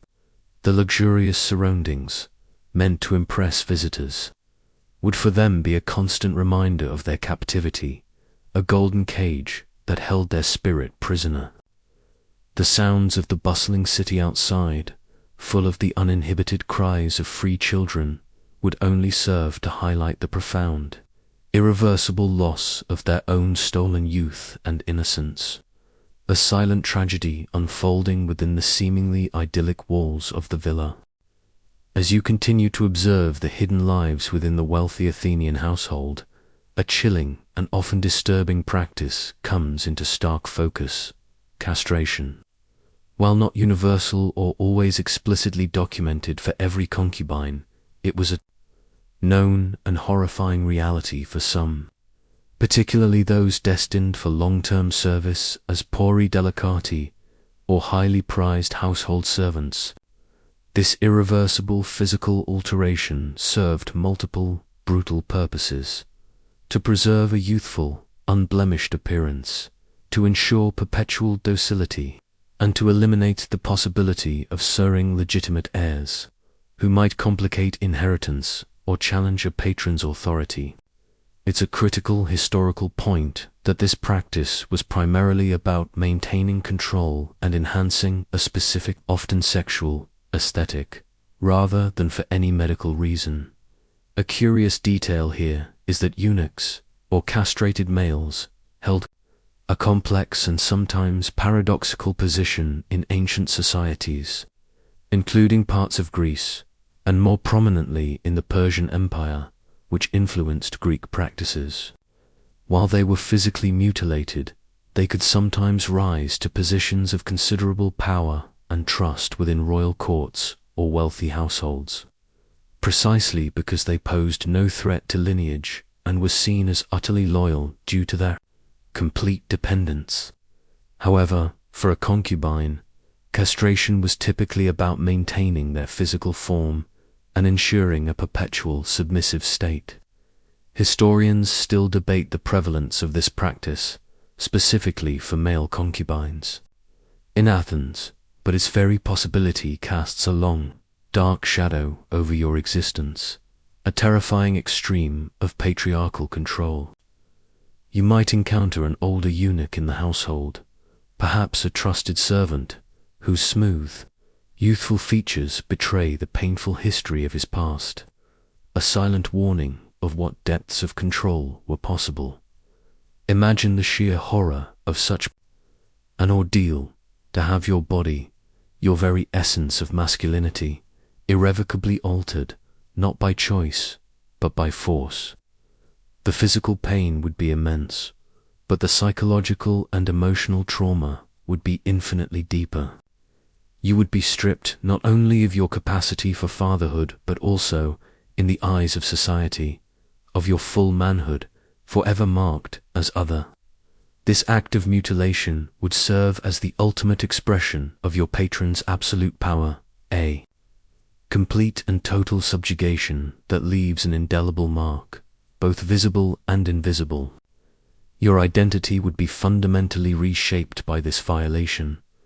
This practice underscores the terrifying vulnerability of those in your position, highlighting the absolute lack of bodily autonomy. Your body is not simply used for gratification. It can be fundamentally reshaped to better serve the desires and anxieties of your patron. It is the ultimate act of commodification, reducing a human being to a manipulated object.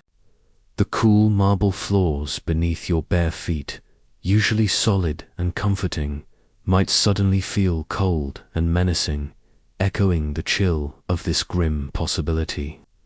The sounds of daily life, the distant hum of the city, become muted, replaced by the terrifying whisper of fear, a constant awareness of the extreme lengths to which power could be asserted. This ultimate violation of the self, to be physically unmade for another's purpose, represents the absolute nadir of human dignity within. This ancient system, amidst the pervasive system of concubinage and the terrifying realities it entailed, you might, surprisingly, catch whispers of early attempts at legal regulation, though these were often limited and, crucially, not designed for your protection. Instead, these laws were primarily concerned with the preservation of citizen honor, the prevention of aristocratic scandal, and the proper maintenance of the social order, not the rights or well-being of the concubine. It's a key historical point that any legal discussions around male sexual relationships primarily focused on the active and passive roles taken by free citizens, and the potential for disgrace if a free man took a traditionally submissive role. Curious detail here is that Athenian law, for example, had provisions that could punish a free citizen who willingly submitted to sexual penetration by another free man, particularly if it implied an effeminate nature or a lack of self-control, which was seen as unbecoming of a citizen. Such an act could lead to atemia, a loss of civic rights, including the right to speak in the assembly or hold public office. However, these laws did not protect you, the concubine. In fact, your very existence, as someone who by definition occupied the passive role, was often implicitly acknowledged as outside the realm of honorable citizenship. Historians still argue whether these laws against effeminate behavior inadvertently pushed such practices further into the shadows, making the position of individuals like you even more vulnerable and less likely to be publicly acknowledged or regulated in a way that offered any safeguards. You feel the sharp irony. The laws protect those who exploit, not those who are exploited. Imagine overhearing a discussion among your patron's guests about a recent legal case where a prominent citizen lost his rights for allegedly prostituting himself or taking a dishonorable sexual role. The discussions would be heated, focusing on the preservation of honor and the integrity of the citizen body. You, pouring their wine, would be a silent witness to their outrage, knowing that their indignation stems not from concern for the exploited individual, but for the perceived stain on the purity of their own ranks. Your own constant subjugation, the daily indignities you face, are entirely irrelevant to their concept of justice or moral order. These early regulations, therefore, offered no real hope for your betterment or freedom. They served to reinforce the existing power structures, clarifying who held power and whose bodies were considered valuable enough to be protected by law. They created a distinction between honorable and dishonorable sexual acts, but the criteria for this honor were always based on the status of the free male citizen. Your body, your role, and your experiences simply fell into the dishonorable category by default, without any consideration for your will or circumstances. The distant sounds of the Athenian assembly, where citizens debated laws that shaped their world, would be a constant reminder of the legal universe from which you were fundamentally excluded. A silent, voiceless entity caught in a web of rules not designed for your benefit, but for your subjugation. As your days unfold, the subtle, yet pervasive, burden of social humiliation becomes a constant companion. Unlike the overt shaming inflicted upon condemned criminals or publicly disgraced citizens, your humiliation is often unspoken, implied, and deeply internalized. It's a crucial historical point that while male concubinage was tolerated and practiced among the elite, it was never a path to social respectability or public recognition. Instead, it marked you, subtly but indelibly, as someone outside the honorable societal norms. A curious detail here is how this humiliation was often communicated through nonverbal cues. The averted gaze of a respectable citizen, the slight tightening of a matron's lips as she passes you, the dismissive tone used by household servants who, though also unfree, might perceive themselves as having a higher social standing due to their defined, non-sexual roles. Historians still argue whether this pervasive, internalized shame was more psychologically damaging than outright physical abuse, for some, slowly eroding the victim's sense of self-worth and identity. You feel this constant, subtle pressure, a quiet yet relentless reminder of your diminished status. Imagine attending to your patron during a public procession or a visit to the agora. You move a step behind him, your eyes cast down, your demeanor carefully subdued. You know that while your patron's presence commands respect, your own presence by his side, in this particular role, could invite whispers, knowing glances, or even silent judgment from others. You are a walking symbol of a private arrangement that, while common, was still considered outside the boundaries of dignified public life for free men. The very air around you seems to hum with this unspoken judgment, a collective societal disapproval that you are forced to absorb. This constant public and private dishonor creates a deep, psychological wound. You learn to internalize the message that you are less than, that your worth is fundamentally tied to your utility and not to any inherent human dignity. The pride you might have once felt as a free boy, or the simple joy of unburdened existence, is slowly, painstakingly stripped away.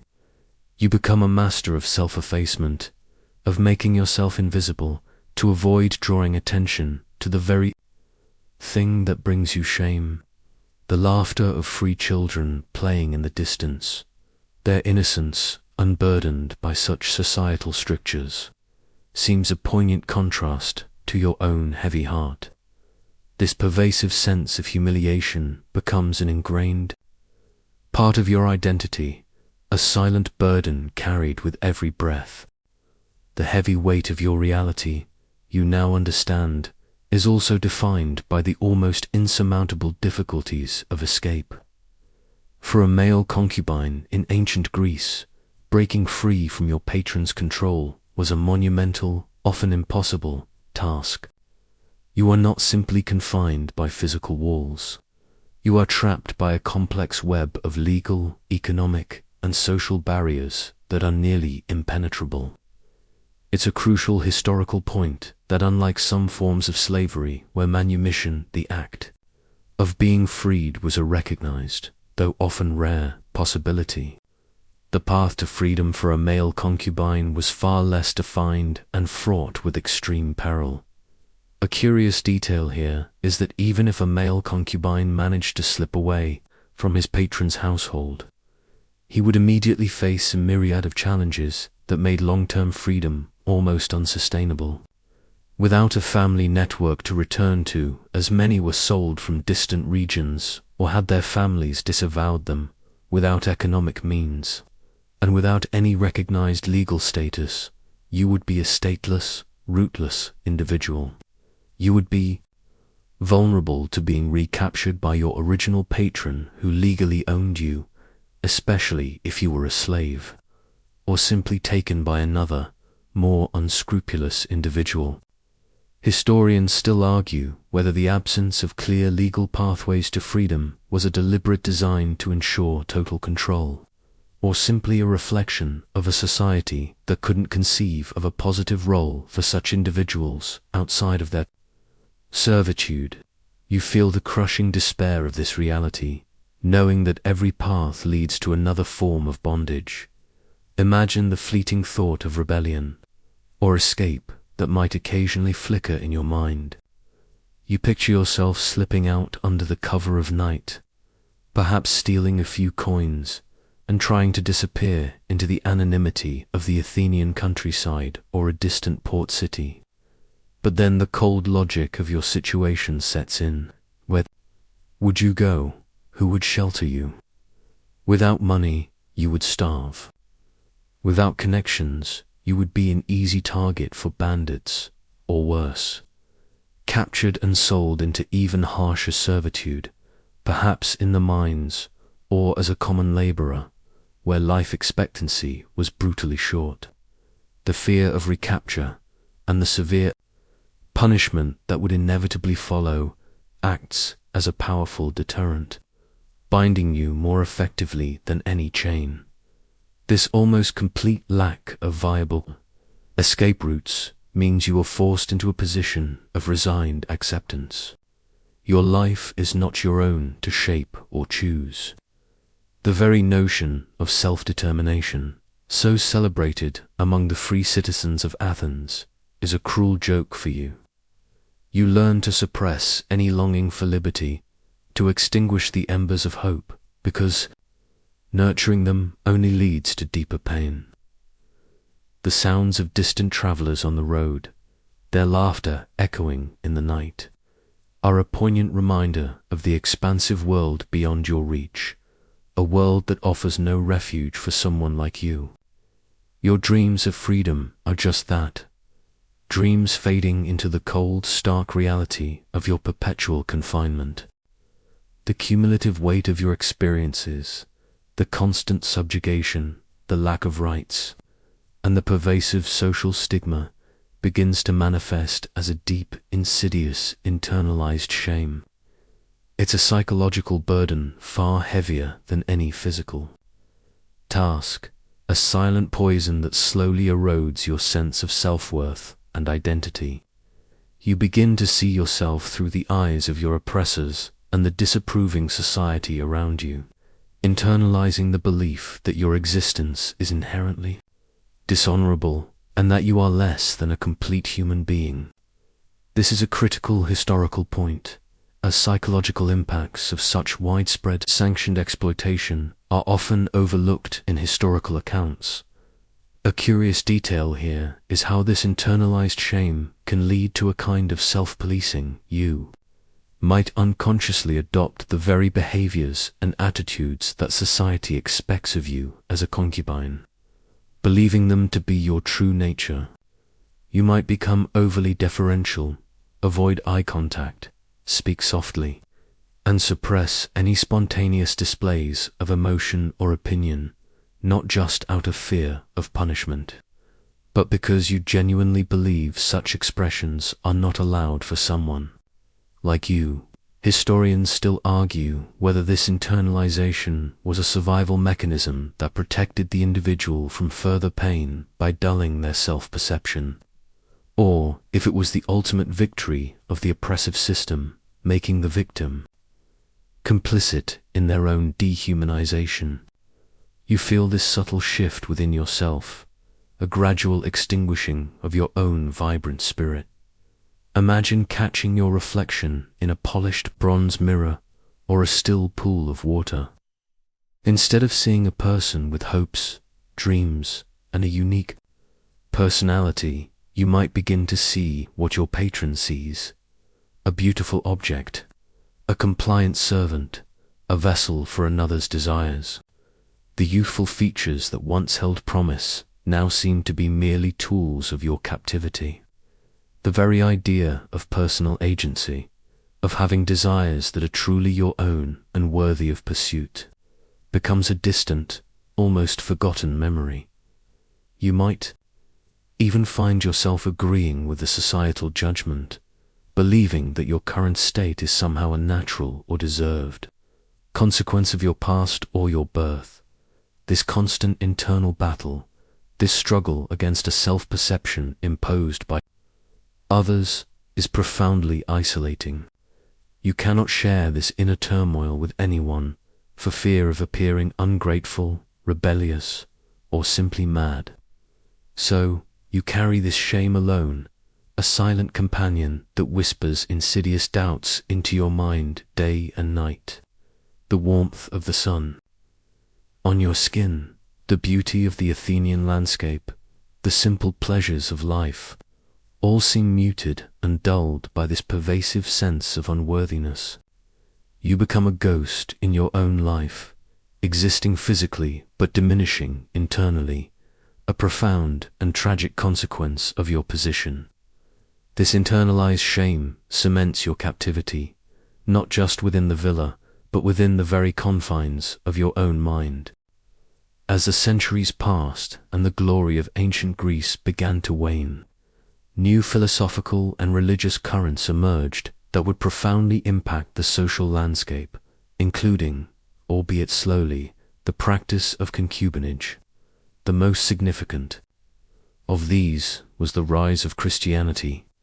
While it would take centuries for its influence to fully permeate society, the core tenets of early Christian thought, with their emphasis on spiritual equality, the sanctity of individual life, and a more restrictive view of sexual morality, began to chip away at the long-standing pagan practices that had normalized concubine. It's a crucial historical turning point that these new moral frameworks, even if initially applied imperfectly, challenged the very foundations of practices like yours. A curious detail here is that early Christian teachings, while advocating for a stricter sexual ethic overall, often condemned all non-marital sexual relationships, including those involving concubines, whether male or female. This was a radical departure from the more fluid and often permissive sexual mores of pagan Greece and Rome, while not immediately leading to widespread abolition. These condemnations gradually shifted public opinion and legal frameworks, pushing practices like male concubinage further into the realm of the illicit and sinful. Historians still argue whether the Christian emphasis on the spiritual rather than the physical, and the notion of a universal moral law, genuinely improved the lot of the exploited, or simply replaced one form of subjugation with another, albeit with different justifications. You might imagine the faint whispers of this new faith, initially dismissed as strange, slowly growing into a roar that would reshape the world around you. Imagine a future where the grand temples of Zeus and Athena, so central to Athenian life, begin to stand empty, their statues draped or removed, replaced by smaller, simpler Christian churches. You might hear missionaries speaking of a God who sees all souls as equal in his eyes, regardless of social status or origin. This concept, so utterly alien to the hierarchical society you inhabit, would be revolutionary, almost unfathomable. While this nascent Christianity would have its own forms of intolerance and social control, its condemnation of practices rooted in sexual exploitation, particularly of the vulnerable, would eventually erode the social acceptance that had allowed concubinage to flourish. This new moral compass, however slowly, began to dismantle the ideological underpinnings that had justified your existence. The idea that all individuals possessed an inherent spiritual worth, even those considered property or objects of desire, was a powerful, if often hypocritical, challenge to the ancient order. The very ground beneath the feet of your patrons would begin to subtly shift, as the foundations of their unquestioned dominance were questioned by a burgeoning moral authority.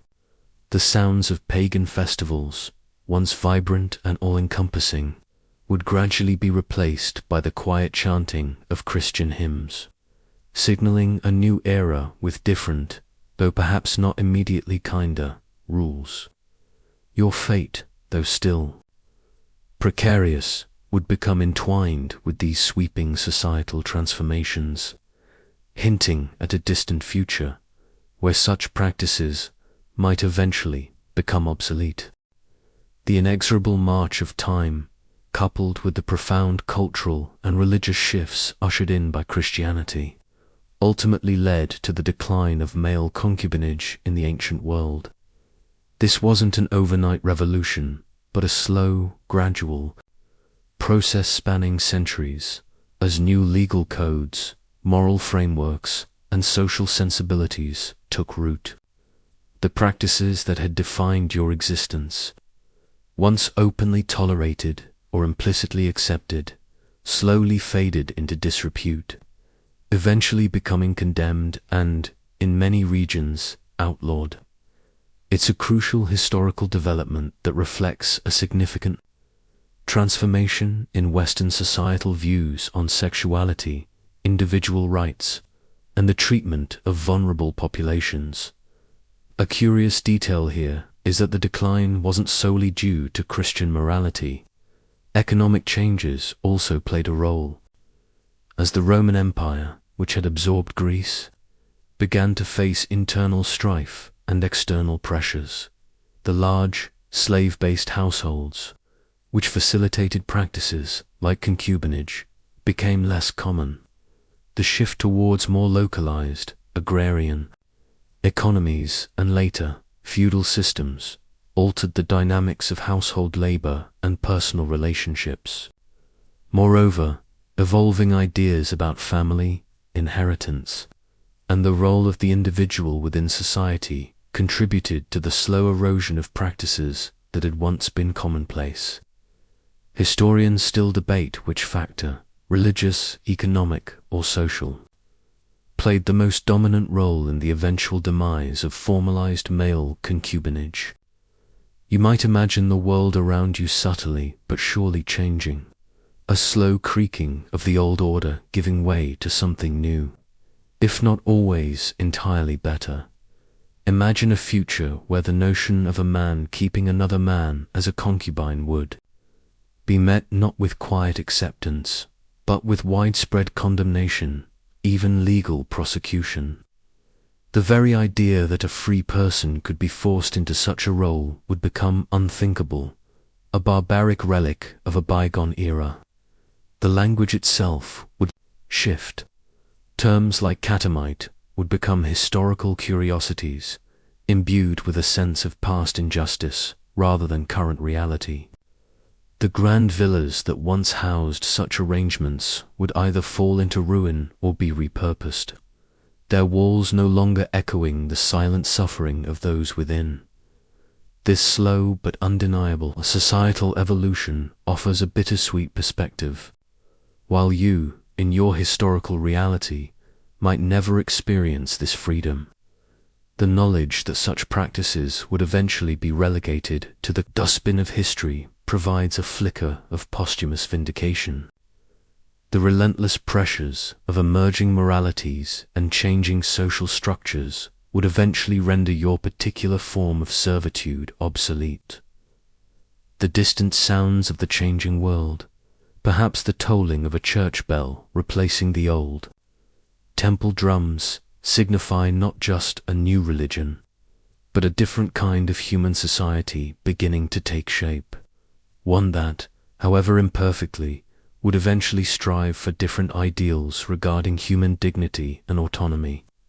Your suffering, though, real and profound, would become a testament to a time that ultimately, and thankfully, passed. As the centuries truly roll on, and the dust of ancient Greece settles into the annals of history, you gain the ability to look back and reflect on the lasting legacy of male concubinage. It is a legacy marked by pain, exploitation, and the profound dehumanization of individuals, a stark counterpoint to the celebrated intellectual and artistic achievements of the era.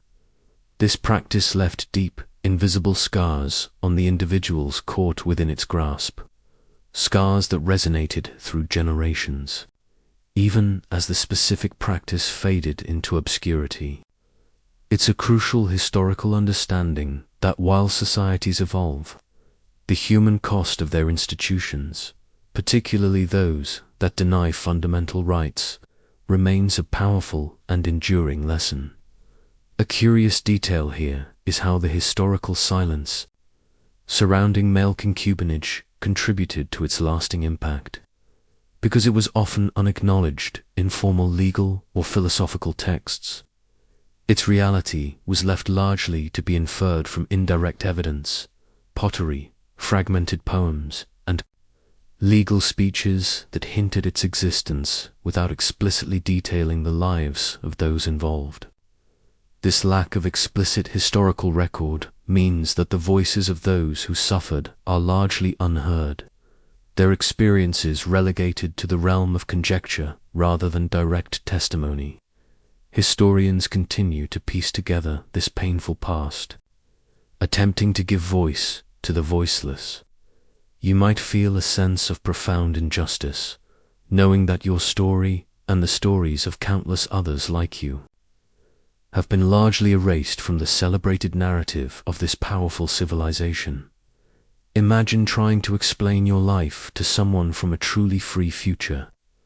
How would you convey the subtle terror of economic dependence, the chilling impunity of abuse, the soul-crushing weight of social stigma?